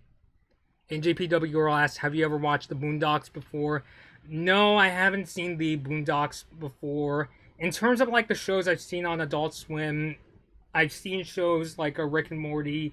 I really like shows like Robot Chicken, and probably my favorite Adult Swim show would be the Eric Andre show, because a lot of the skits that Eric Andre does is just like absolutely like mind-blowing, crazy, and just go watch the show. It's not for the faint of heart, but it's a whole bunch of fun to see a dude just like, get it, like, I mean, the dude starts off his show every time they're like, ladies and gentlemen, the Eric Andre show. He's running up to his stage and just destroys everything on his set. He starts, like, beating, like, people up and doing, all this wacky stuff. And that's just at the beginning of his show. So it's just, like, it's a whole bunch of fun. So, yeah. But anyway, Heather says, I feel like there were hints about destroying the magic early on, but I do understand why some people might not like the ending. But I personally enjoyed it, though. I do think they sort of hinting. They do. I think they were hinting at this idea that maybe Star. The mic is cutting off? Like, what do you mean? The mic is cutting off? Like, can you still hear me? People watching? I can't really move the mic closer because I would knock my hard drive down.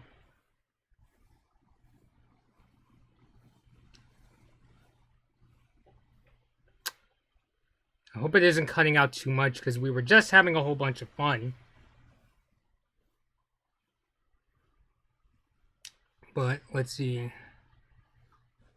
But yeah, as I was saying, I do think they were hinting at the Galaxy 20 Stars says still heard you. I do think that they were hinting that there's a possibility that, yes, Vivi, I like Robot Chicken. I really like watching some of the clips from Robot Chicken on YouTube. Like, probably one of my favorites is the Alien one. Like, there's a ton of ones based off of Ridley Scott's Alien, but there was one skit where the alien, it gets shot up by like some people on the ship, and because the alien, it's bleeding acid, it's falling through the floor, and it just keeps falling and falling because the acid blood keeps dripping down from subsequent floors, and then it lands in this city full of xenomorphs, and, and one of the xenomorphs like calls 911. He's like and calls 911, but because it's still bleeding acid, they try to get it on a stretcher in an ambulance, and it still falls, and even the ambulance, because it's still bleeding acid, it like crashes, and yeah. So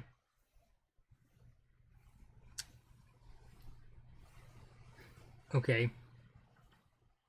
So yeah, I'm hearing you guys are saying that the sound kind of cut off. I mean, if it was just like an internet thing, then that's just the internet being the internet. So, Galaxy 20 Stars said, Adam MacArthur's future on Star versus sees Star Marco and Star having a child. Yeah, I know. When I went to the Toyzilla event, he mentioned that he entertained this idea of Star Marco having a little Marco Jr. running around. And we know that Marco Jr. was obviously referring to the idea of Marco and Star having a kid. When they're older, obviously, but yeah. I do think maybe there's a possibility of, like, Magic coming back, though, because I think it would make Star more interesting if Magic were to return. And maybe they could do a thing where, like, it takes place years later, Star Marco having a kid, and it's kind of like, the past is starting to haunt them, even though now it's like 10 to 20 years down the line. And at first, Star, especially Star, is like incredibly resistant to having Magic come back. But when she realizes, and maybe Eclipsa could like bring this up as a person who often likes to look on the bright side, Eclipsa can bring back, yeah, Magic, people have used Magic to be, very dictatorial in the past, but because you, and if Star Marco have a kid, you can now repurpose Magic to instead of, using it to defeat monsters, you can defend both monsters, humans, and now humans, because they're, Muni and Earth has merged together. Or, you could use it to just defend against evil in general. So yeah. And now people are talking about Red Bulls, which I have absolutely no experience with energy drinks. I'm just I'm a coffee. When it comes to drinks that have sugar and caffeine, I'm a coffee and soda person. So, yeah.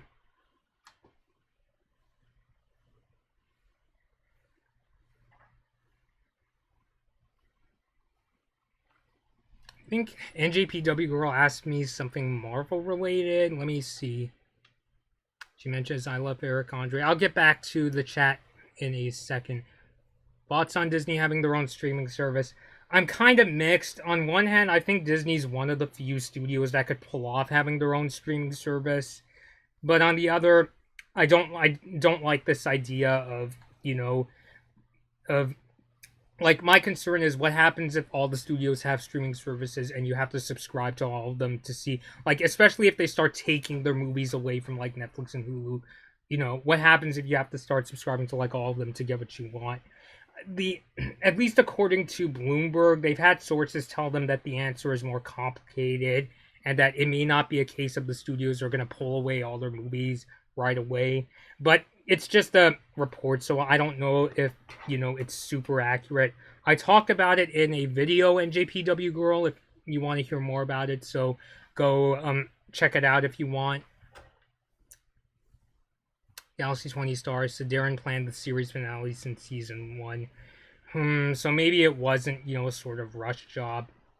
I am working on another fan theory video. I might even save it for a upcoming discussion where I think they could have repurposed Star into having a case where magic could stay, especially with like how there were a lot of episodes. The perfect example is when in Mr. Candle Cares, Star is freaking out because she doesn't want to have to stick to her mom's rules of ruling Uni and that sort of thing. And at the very end of the episode, Marco tells Star, or that, hey, oh, you're gonna rule, Uni the way you want. So, I honestly think it could have gone either way. Even towards, very close to the end, I think it could have been possible for Magic to stay. What did Vivi say? I think the fandom is making great content about the future of Star. I think the fandom is strong in thinking, regardless of new content, we can share and make our own. And I definitely agree. I still really like looking at, a lot of the content from the fans. Like, I've seen, a lot of the work that, Kyra, aka Gravity Flying, has done. And in her version of the future, magic is staying, and that sort of thing.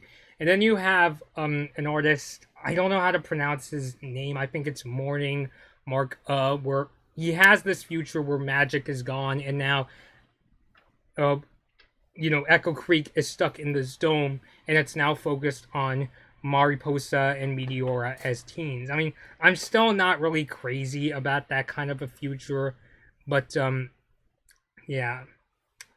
NGPW Girl, about the Marvel related, I talked about the Black Widow movie coming out next year. Again, I wouldn't have too much to say about that because I don't follow the MCU that closely, but hey, if you're excited for the announcements, I saw a social media post, I think, from Marvel announcing some of the movies that they're going to be releasing, but since I'm not caught up with the MCU, I wouldn't be able to give an opinion. And just to give a statement, I really do like how I'm able to, and that's one of the nicest things about the Star vs. the Force of Evil community is, I do like how, generally speaking, most of the fans are very open to hearing about other fan slots on the show. Like how some fans really like the finale, and others like me are much more skeptical of. So I really think that's one of the beautiful things about the Star fandom. I was really worried I was going to get people who were like, how dare you not like the Star Wars The Force to be a finale? You're a loser. But so I've had a couple people who, kind of clapped back at me for my thoughts on the finale. But I am glad that, the nice thing about it is I'm glad that I'm able to be honest with you guys, and you and everyone has been very supportive so far. So yeah, you see, BB saying, I mean, Disney Plus will have Disney content, so of course we all will get it. So I don't think it affects Netflix, as Netflix has great original content, especially from DreamWorks. I think that's the immediate future for now, but I'm very curious to see, especially Vivi, if you go watch my video where I discussed that Bloomberg report. The report was saying that there is a possibility Disney will bring back some of their movies in 2026. So, but I don't know if that's just the source saying stuff or if that's really, really true. I honestly don't think will know the answer until 2026. Which, by the way, hey, speaking of the year 2026, Italy is going to be hosting the 2026 Winter Olympics. So yeah, the cities of both Milan and Cortina are hosting, and yeah, I'm really glad to hear about that. GPW. I know you've been pointing out R.I.P. Cameron Boyce. Rest in peace. Wishing him the best. Galaxy 20 Star. What do you think of people who now hate Star versus because of Starco or the ending? Okay, that's a very complicated question. For people who hate Star because of Starco, I honestly think a lot of those people should give the show another chance. Like I know I do get where some people are like, Starco is worse, especially in episodes like I'm trying to think of somebody. I know, like in the Booth Buddies episode, I thought that kiss was kind of forced because it just kind of felt like, good opportunity to have them to kiss. Even though I honestly think they should have saved a kiss for something like the Here to Help episode. Maybe saving it for that one time that really calls for it. One episode that could really benefit from having that, kind of powerful scene. And that was why I know some people don't like how in the finale Star Marco didn't kiss in the end. I honestly think that kind of it's a testament to the power of Starco, if I'm really honest. So no, yeah, I honestly don't really mind.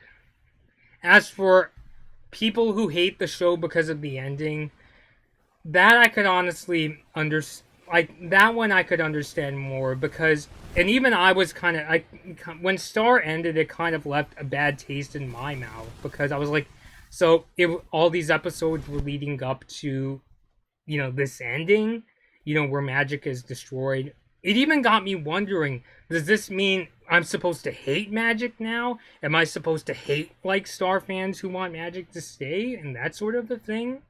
So yeah, so it just kind of left a bad taste in my mouth. I think I still like the show as is because I do think the finale, even if I think it went to extremes it didn't need to go, I still thought the finale was nice, especially because I do respect now Star is basically able to be, a more of a free person and just be like more of an everyday person. She doesn't have to have, the responsibilities of running a kingdom on her shoulders and let that stress get to her and that sort of thing. And also on their own, I think a lot of the episodes could be repurposed into having magic stay and that sort of a thing. So that's why I personally stick around with the show. And I'm also glad that a lot of the fans in general have been really supportive and respect my opinion. Like, even though, yeah, I didn't like the finale all that much, I still like the show myself, and I'm really glad I get to talk to people like you about it. So Vivi says, I just want all TV cartoons from Disney so I can stream my old favorite shows on Disney Plus. But yeah, I really hope that Disney would consider doing that. And you know what's really sad when I think about, Disney on cable? I remember being in my marketing class and there was this project going around where the project was create an advertising campaign for a DVD release of movies, and some people got to choose Coco and Star Wars. I think it was The Last Jedi, and of course, in the marketing campaign, you have to consider, okay,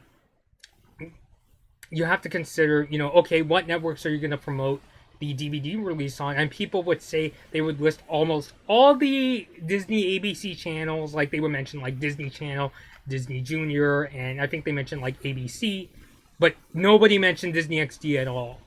So I honestly think that really sucks, and it makes me worry that maybe Disney didn't say that, oh, we're going to have Disney Channel and Disney XD content right away, because I'm not even sure if they were considering it, because Disney is a company that just wants to make, they want to stick to things that would get them the most money. I hope they reconsider it, though, because Disney Channel, Disney XD, they have maybe not the largest fan bases of their TV shows, but they're very vocal ones that would gladly support it. So yeah, so I really hope they'll consider bringing Disney Channel and Disney XD shows to Disney Plus.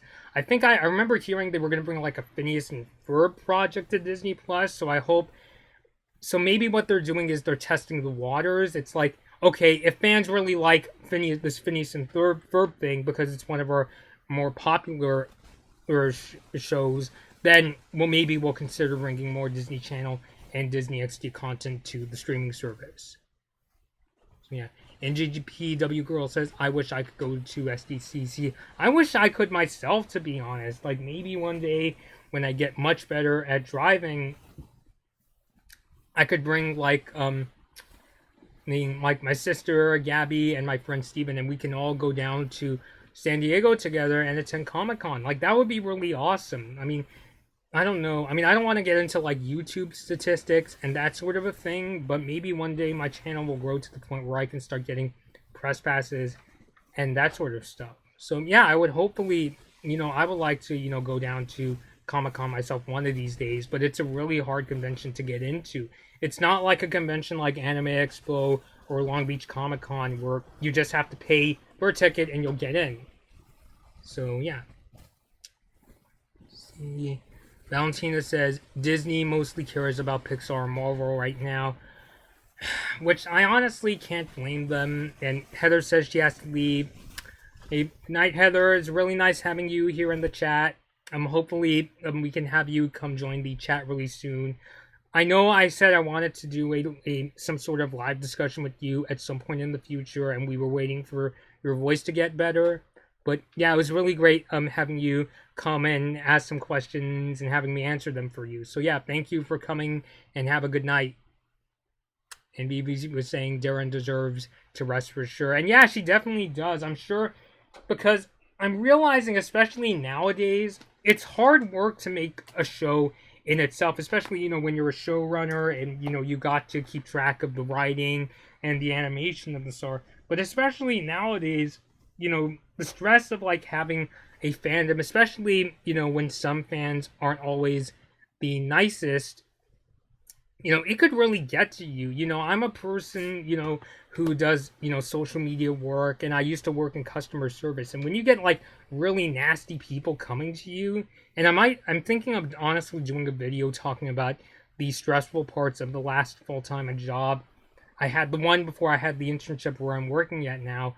It honestly really gets you to the point where when I had to go to training meetings for my last job, we were told, hey, if you get a nasty person, a nasty person, you have to deal with a nasty person, you could just, go take a 5-minute break. Go get, like I used to work in Costco, so it would be like, go get a sample, go use the restroom, take a second to cool off. I remember my boss even used to like send me like funny GIFs, to try to cheer me up. So yeah.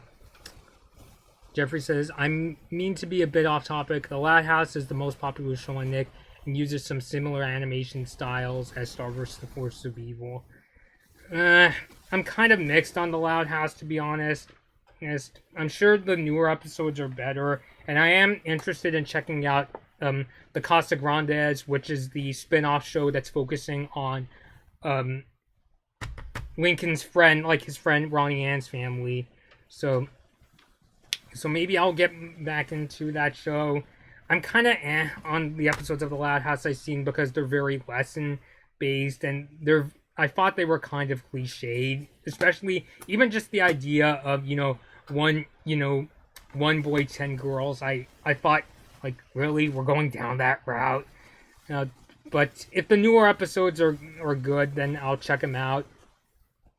But it is one of the newer Nickelodeon shows I personally like more. Like, when I think of like what are my favorite Nickelodeon shows, I guess you can say I'm a 90s kid, even though I was born in 1996 and I could barely remember the 90s. But some of my favorite Nickelodeon shows are from like the 90s and 2000s, like Rugrats, Avatar, Hey Arnold, Invader Zim. And The Loud House, in comparison to the other Nickelodeon shows, I think I like the most, but compared to shows from like modern Cartoon Network and Disney Channel, I'm kind of mixed on it. If the newer episodes are better, please be sure to let me know. Let's see, Galaxy 20 Star. I prefer SpongeBob than the Loud House. I think I'm kind of the reverse of that, because even as a kid, I wasn't really into SpongeBob because I thought a lot of the jokes were really silly. Because for me, even when I look at SpongeBob nowadays, some of the jokes they do are kind of funny. Like, I do like the Sweet Victory episode, and I was actually watching one of those recent, where they had the live actors perform some of the speed scenes in SpongeBob. Like, a perfect example is when Patrick would answer the phone at the Krusty Krab, and they would be like, "Is this the Krusty Krab?" And Patrick's like, "No, you're talking to Patrick." And he gets progressively angrier and angrier as more customers would come in. They would be like, "Is this the Krusty Krab?" "No, this is Patrick." And I thought that stuff is funny, but even then, I'm not really into a lot of the jokes in SpongeBob. If you're a fan of SpongeBob yourself, much more power to you. You can enjoy it, instead of me, but eh.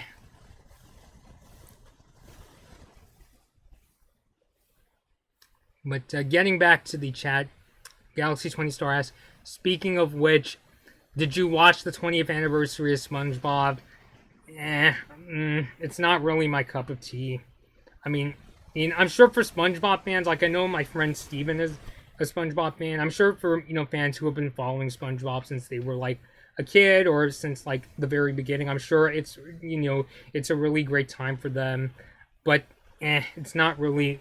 SpongeBob has never really been my cup of tea, to be really honest.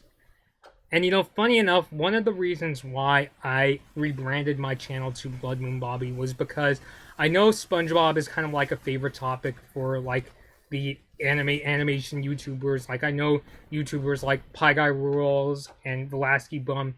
They really wanted to talk. They really like talking about SpongeBob, and I was like, you have all these people talking about the really popular shows like SpongeBob and Teen Titans Go and Powerpuff Girls, and I wanted to differentiate myself by being the YouTube channel that talked about Star Wars: The Force of Evil, but also got into other shows, from time to time. So yeah, people are putting "No, this is Patrick" quotes in the description, and that's great. Andrew is saying they should make a media outlet for those lost shows. What lost shows are you talking about, Andrew? Are you talking about like which shows are you talking about? I'm trying to get caught up.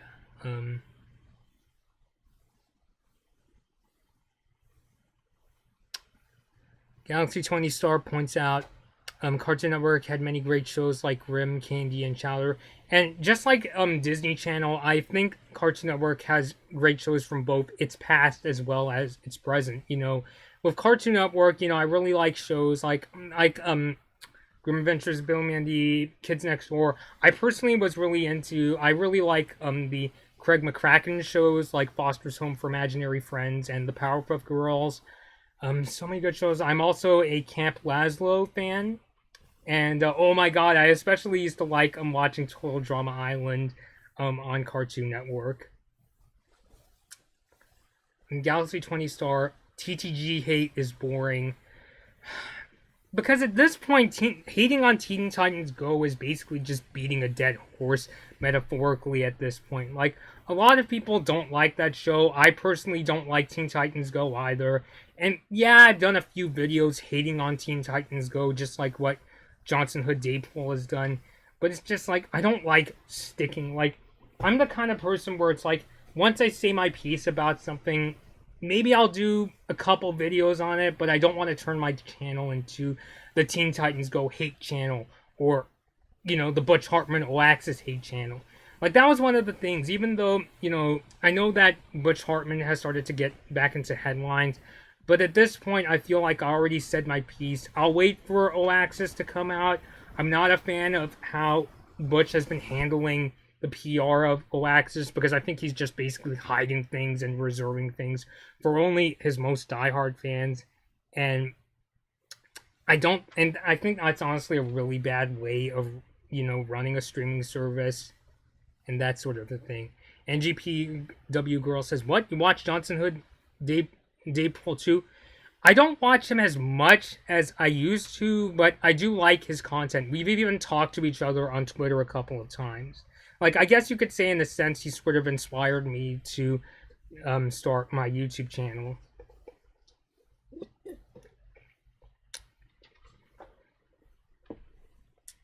But yeah, but I think for me, unless news is really developing on things, I don't like to just talk about the same topic again and again and again and again, because then I feel like, because like I want to run a, you know, objective current events discussion channel about the animation and tech industries. I'm not here to, you know, just talk about like my one opinion on like a handful of topics again and again and again and again. You know, I want to talk about news as well, not just, you know, not just pump out videos to just prove my point. I'm like, I already proved my point in like one or two videos. I'm not going to talk about it again unless I hear developments and that sort of a thing. Yeah. And yeah, and also that's kind of why I don't usually like making YouTube videos about other YouTubers. But as for Darren working on Amphibia, I know Galaxy 20 Star says Darren should just join Amphibia. I honestly respect whatever Darren wants to do at this point. If she wants to start another show, or if she just wants to work on like the writing crew of like Amphibia or Owl House, I think she should have every right of doing so. But until we hear what she really wants to do next, you know, I respect that she wants to take a break, especially, you know, for making such a great show, a show as great as Star vs. the Forces of Evil. I think, you know, she deserves to take a break. So yeah. Andrew is saying, dude, Owl House looks so good. Yeah, I'm personally, I'm looking forward to Owl House myself. It's funny though, I first thought that I wasn't going to get into Amphibia as much, and that Owl House will be more my kind of jam. But as Amphibia went on, it started to sort of like Star vs. the Force of Evil. It developed its own continuity, even like earlier on than Star, I would say, and you know, it's starting to develop like its own story. Like it's becoming very plot based, like Steven Universe or Star vs. the Forces of Evil. So yeah, but I am looking forward to the Owl House. I do like the premise. The art style looks pretty nice. And yeah, I'm really looking forward to that show myself. Galaxy 20 Star, have you seen the Infinity Train trailer? I saw the one that came out prior to Comic-Con, Galaxy 20 Star. You can go check that out in my YouTube videos.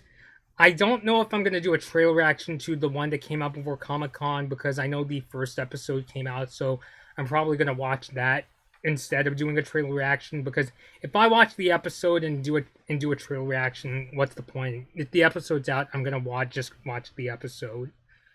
But yeah. But to Galaxy 20 Star, how about Velasquez Bum? I don't like him. I don't know. I personally don't hate Velasquez Bum. I've talked to Velasquez Bum a couple times on Twitter. I don't really like being public about, you know, like my opinions on other videos. The only time, like, I'm not really in his boat is when, you know, he gets kind of campaigny. But even then, I think that's just more of me trying to be more of a neutral sort of a YouTuber, you know. Because that's just my take on, you know, journalism ever since, you know, I was studying journalism in college. And that, you know, I respect others' opinions. In fact, I really want people to talk about, you know, like their opposing opinions on all sorts of matters. And I do it in a way that, I want to do it in a respectful way. And yeah, and that sort of thing, you know. That's why I want to start a YouTube channel. And if I like something in Star vs. the Force of Evil, then I tell you guys I really like it. But if I hated something or just flat out didn't like something, I'm going to let you all know. So, yeah.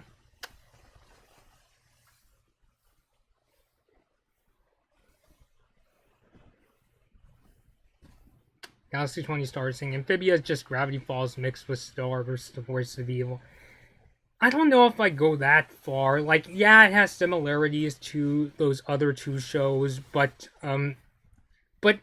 even then, for what it is, I still think Amphibia is a really fun show so far. I like the characters.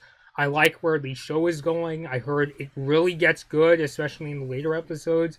And so, yeah, if it's just as fun to watch and as adventurous a Star, then hey, I personally don't mind. I do get what people say when there's a lot of similarities between like Gravity Falls, Star, and Amphibia. But even just comparing Gravity Falls and Star, they have their own differences that still give them their own identity. You know, like Star has a lot of focus on things like romance and power play, you know, especially with things like the Magic High Communion Mission and the Munian Monarchy, whereas Gravity Falls is much more mystery and conspiracy based, you know?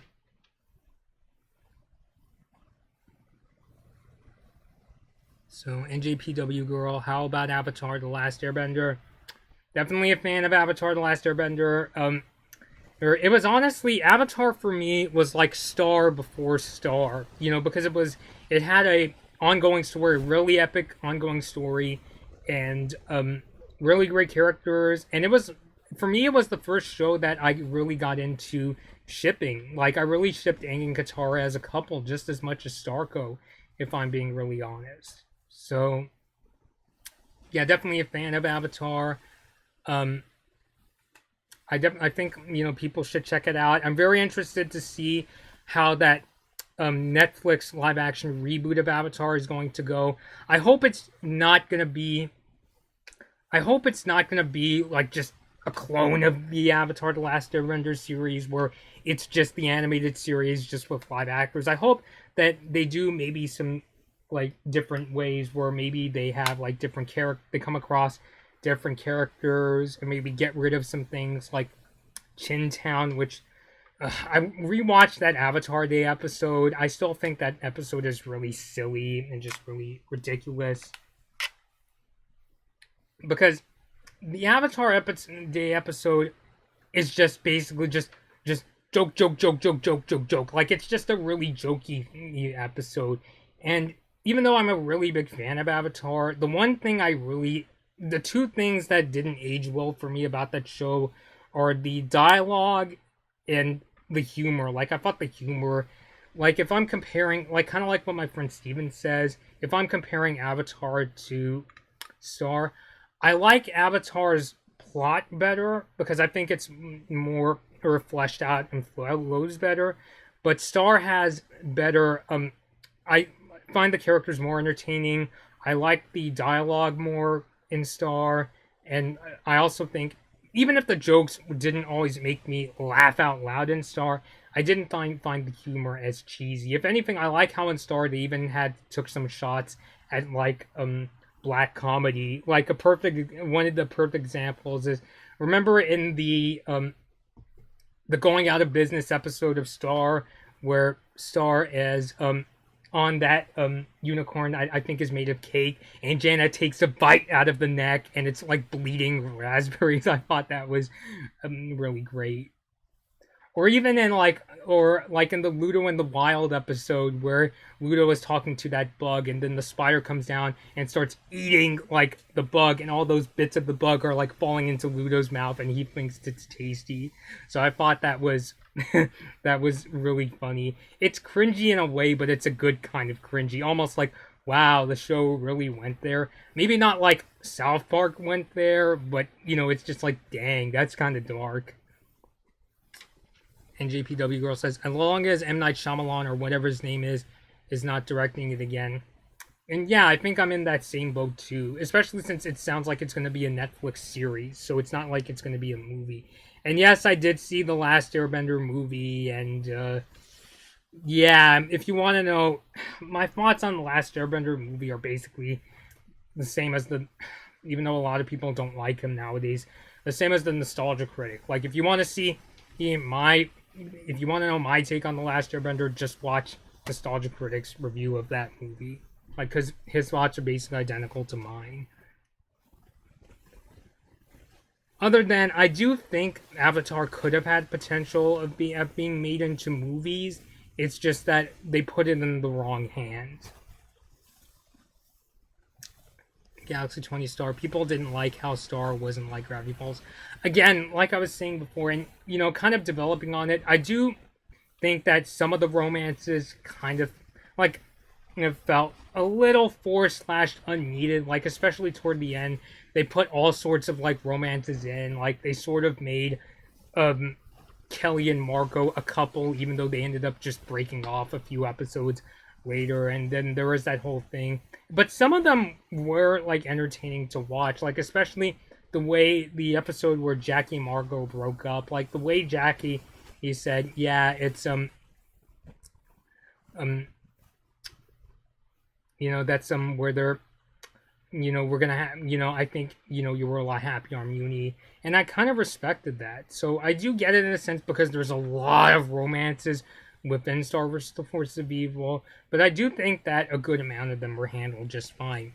And like I said, the way that they handled Starco was handled, I would say, very naturally, just in terms of it's very hard to say when it started, and they were both sides were insecure about telling each other how the other was feeling, even though when they were aware of how the other person felt and that sort of a thing.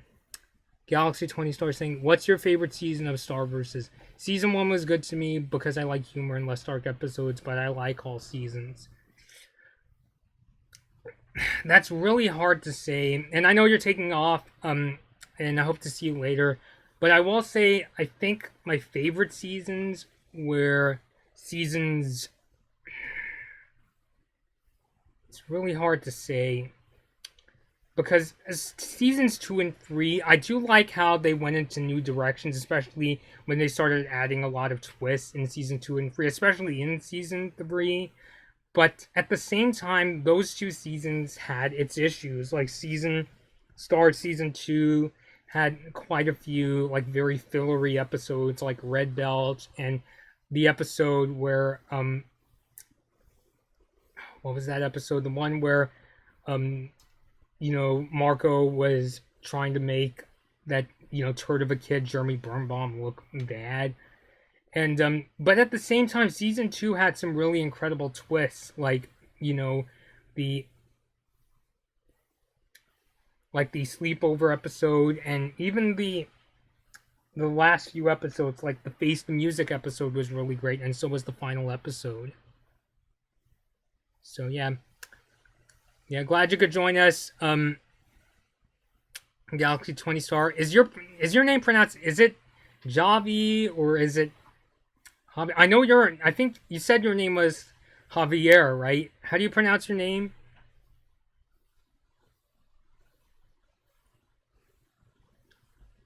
So really don't want to get the names wrong in here. And yeah, I know I made a video on you, Galaxy 20 Star. I'm glad you're doing much better though, and you're moving on from that.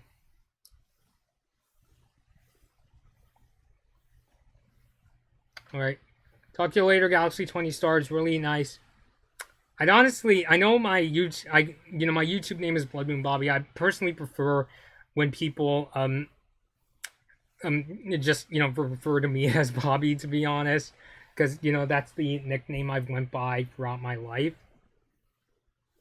Yeah, is it Javi or is it Javi, or like, do you pronounce the J or not?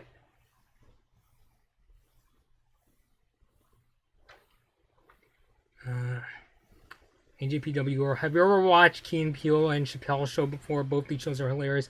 My favorite skit is Obama and Luther. Yeah, I've seen bits and pieces of both Key and Peele and the Chappelle Show. One of my favorite skits in the Chappelle Show, we actually watched. I took a comedy class in college.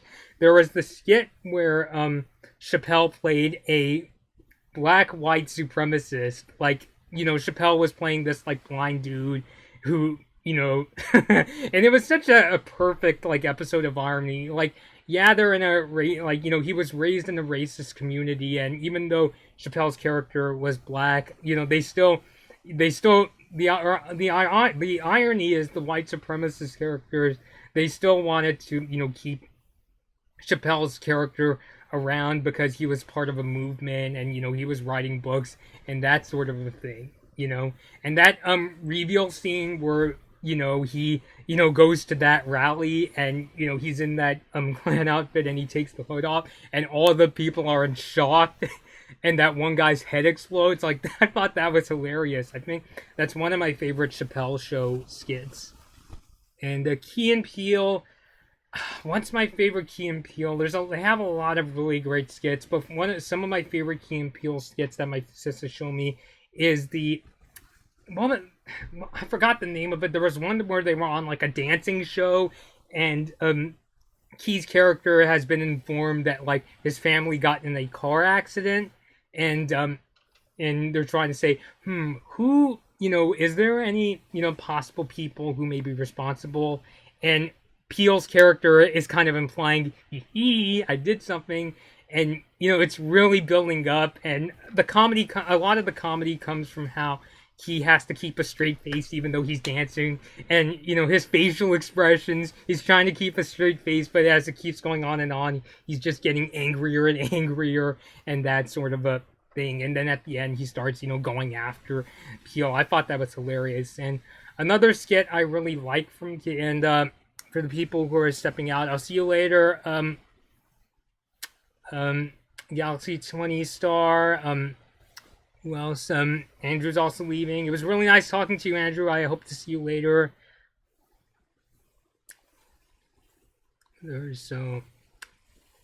I haven't seen the Obama and Luther one. This is actually the first time I'm hearing about that. Unless I have seen that dinner where Keegan Michael Key played Obama's like anger translator, and I actually didn't know it was him. This is before I knew what Key and Peele was, and I thought that was kind of funny. So it's pronounced Avi, like that. Am I pronouncing it right, Valentina? And I know VB is heading out. I'll see you later. But yeah, Valentina, am I pronouncing that right? Yay, I guess we're the only ones left, Valentina, if you still want to keep going.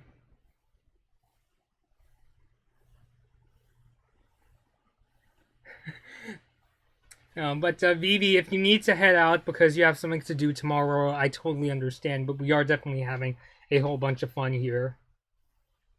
But yeah, I'm really glad that, we were all able to, come together for once as Star fans to just talk about, Star vs. the Forces of Evil and that sort of a thing. So, yeah.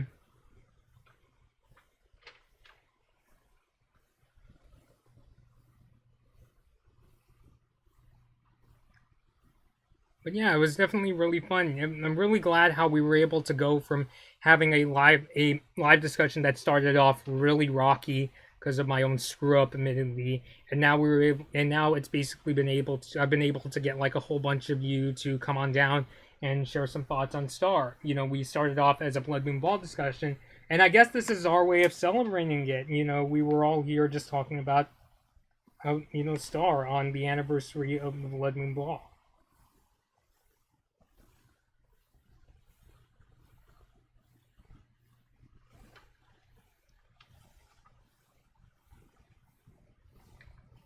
Okay, NJPW, and the girl says, gotta go, nice talking to you. It was really nice talking to you too. Ooh, have a good one. And Valentina says, Bobby, we need to hang and grab Boba. I know, we gotta. It would be really nice. Actually, funny enough, Valentina, would you prefer going out for Boba or going out for Starbucks?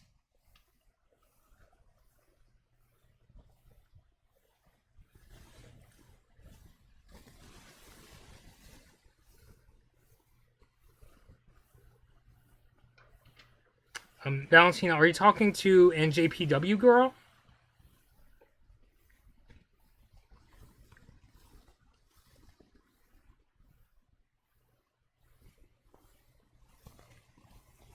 I think I'll keep the chat going. It is getting late here. Wow, it's almost midnight.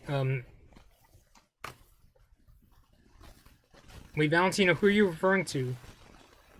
No, Boba, you, Starbucks.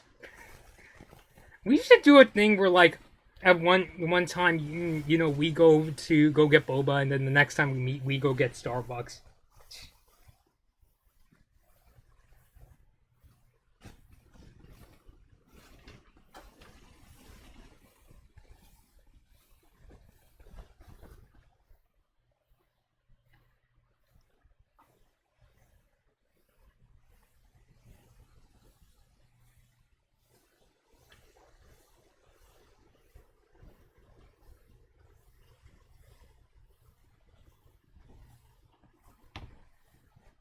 And Jeffrey said boba for me, but I am only going back to California for only 6 days. For D23, is that what you're talking about, Jeffrey?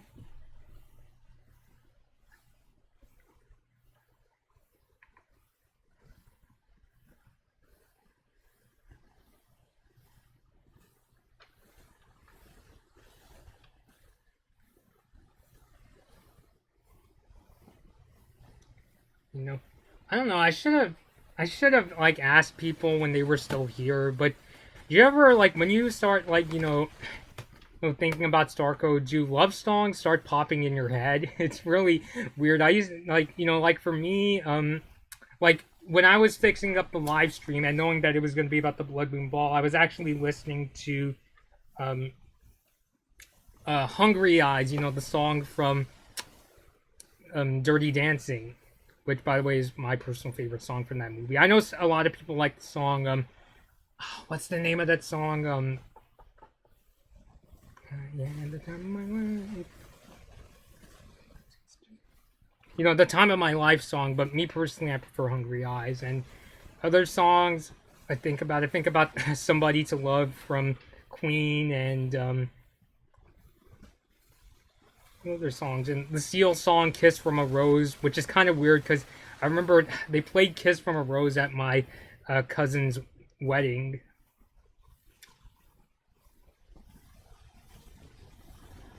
Yes, Valentina maybe in 2020. Yeah, Jeffrey Hyde, Eric Harmon did the song. You're talking about "Hungry Eyes," but I don't know. Do you for people that are still here?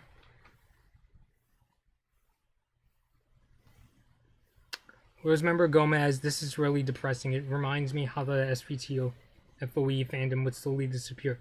What do you mean, Rosemember Gomez? Like, we had, quite a few people come by and leave their thoughts. I mean, you could feel free to leave your thoughts on the Blood Moon Ball. So it's just like, we have, a lot of people that are here. You shouldn't be sad. I mean, Star is still very much alive, even though the show's ended. And really, I honestly think it's going to live on just like what Gravity Falls did. Even though, yeah, Gravity Falls isn't on the air anymore, and they're not, well, at least they're not making new episodes of Gravity Falls anymore. The fandom is still alive. I even remember bumping into a Wendy cosplayer when I was at Long Beach Comic Expo.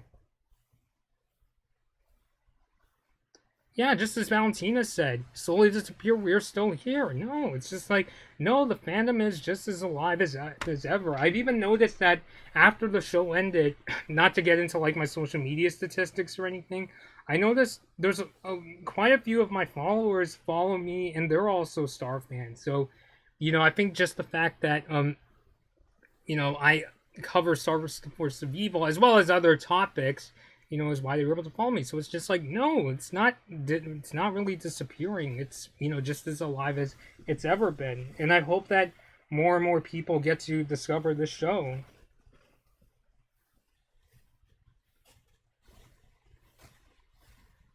Albeit, it's going to be really difficult to avoid spoilers, especially if you go looking, it up on like the Star Wiki and that sort of thing. But I hope a lot of Star fans who got done watching, the final episode are now going to go to their other friends who maybe have never seen Star Wars Force of Evil and be like, hey, you got to watch the show from the beginning. It's a really amazing show and you got to see it, you know? Especially now, I believe you could actually watch all 4 seasons of Star on Hulu now, right? Let me double check.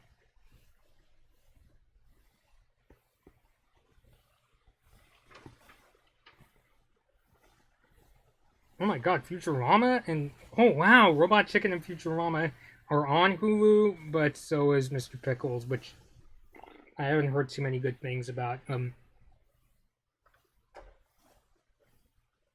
um, I haven't heard too many good things about Mr. Pickles. I know my friend Steven doesn't like that show. I know that the YouTuber Phantom Strider has ranted about it a couple of times.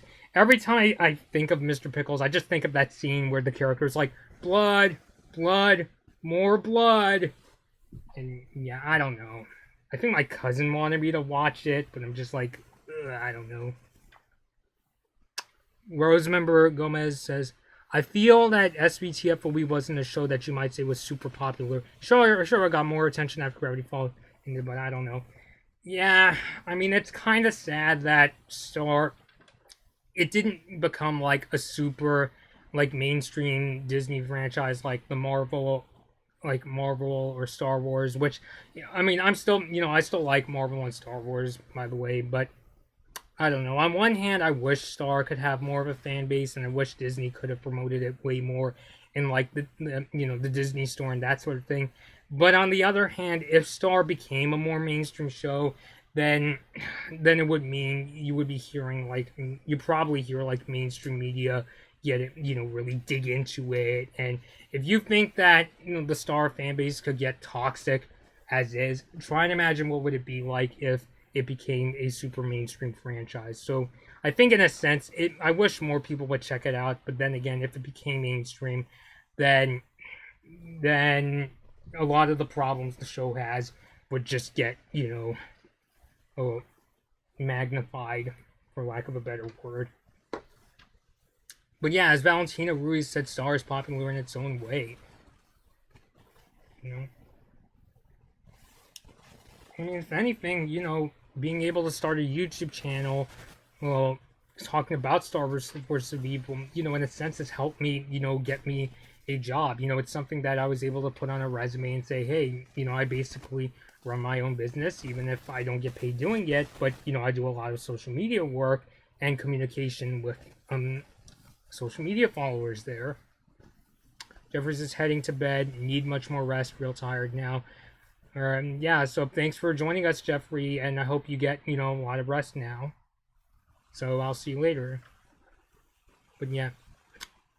Valentina Ruiz, what did you want to say? You're saying you wanted to make an announcement. What did you want to say, Valentina? Don't say anything that will, like, get you in trouble or that sort of thing. Anyways, what was I trying to look up? I wanted to see what episodes of Star you can watch on Netflix.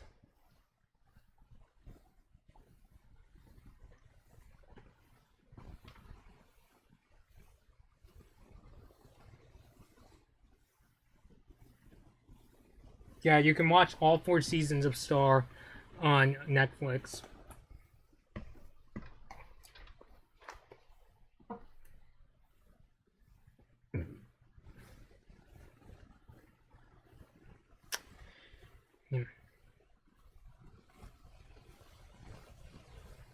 Valentina Ruiz said it. Where did you say it? Did you post it on social media? Like, or are you talking about, you said in the chat, be prepared to be buying in Hot Topic next month for a review. Is that implying something?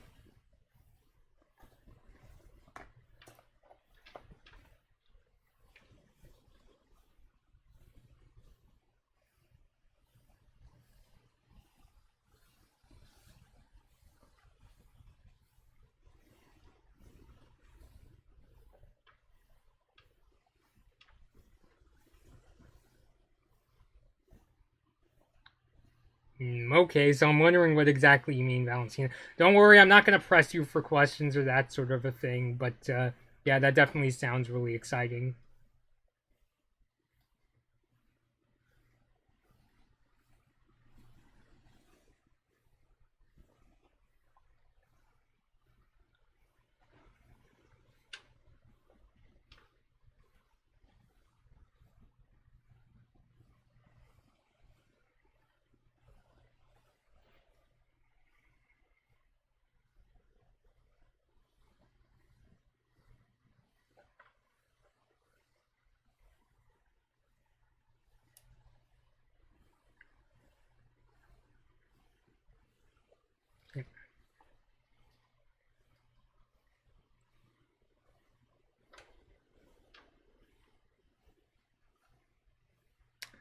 All right. And Valentina is saying keep updated on the website and the store.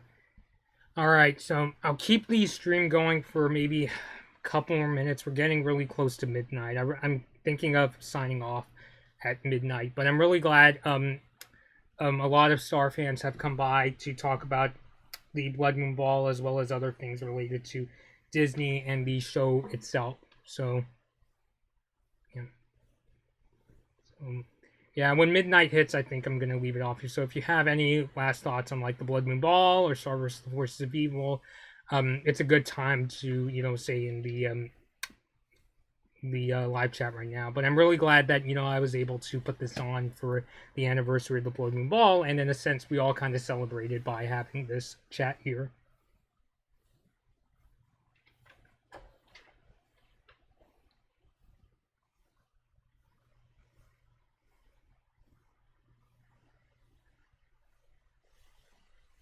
But yeah, I think I'll leave off on another thing, and this is something that like my public relations classes would talk about. I honestly think the best way to start off a YouTube channel, I mean, yes, talking about current events really helps, but I think it also helps to like find your own niche. Like that's how you would differentiate yourself in a really competitive social media world. That was part of why I sort of based my YouTube channel around Star vs. the Forces of Evil, because I know that there's a lot of prominent like Star fans on social media, but I didn't know too many that had like YouTube channels. I mean, yes, there's YouTube channels that like to talk about like Star vs. the Forces of Evil, like the Roundtable has the Muni Mayhem show, but I didn't really think about it too much. Like I even still remember like when I used to watch Pie Guy Rolls' videos, I remember like he doesn't seem all that interested in Star. Like I remember he had that discussion with Phoenix Pen or Powerpuff Girls 2016, and Phoenix Pen was talking a bit about Star, saying if you want to watch a good show with a female protagonist, go check out Star. And Saber Spark, I could hear in the background, he was like, "Oh, that sounds kind of cool." And yeah, but I just thought, not as many channels focus on like Disney Channel. Like it's almost like they don't know what they're missing as much. So might as well start a channel around this really amazing show. So yeah. Valentina says, "Yeah, I love everyone in the fandom. Keep up your work. Don't give up on your dreams, and keep writing, drawing, cosplaying, etc." Yeah, I think it goes for everybody in the Star vs. the Evil community, especially the ones who want to get into like animation and cosplay.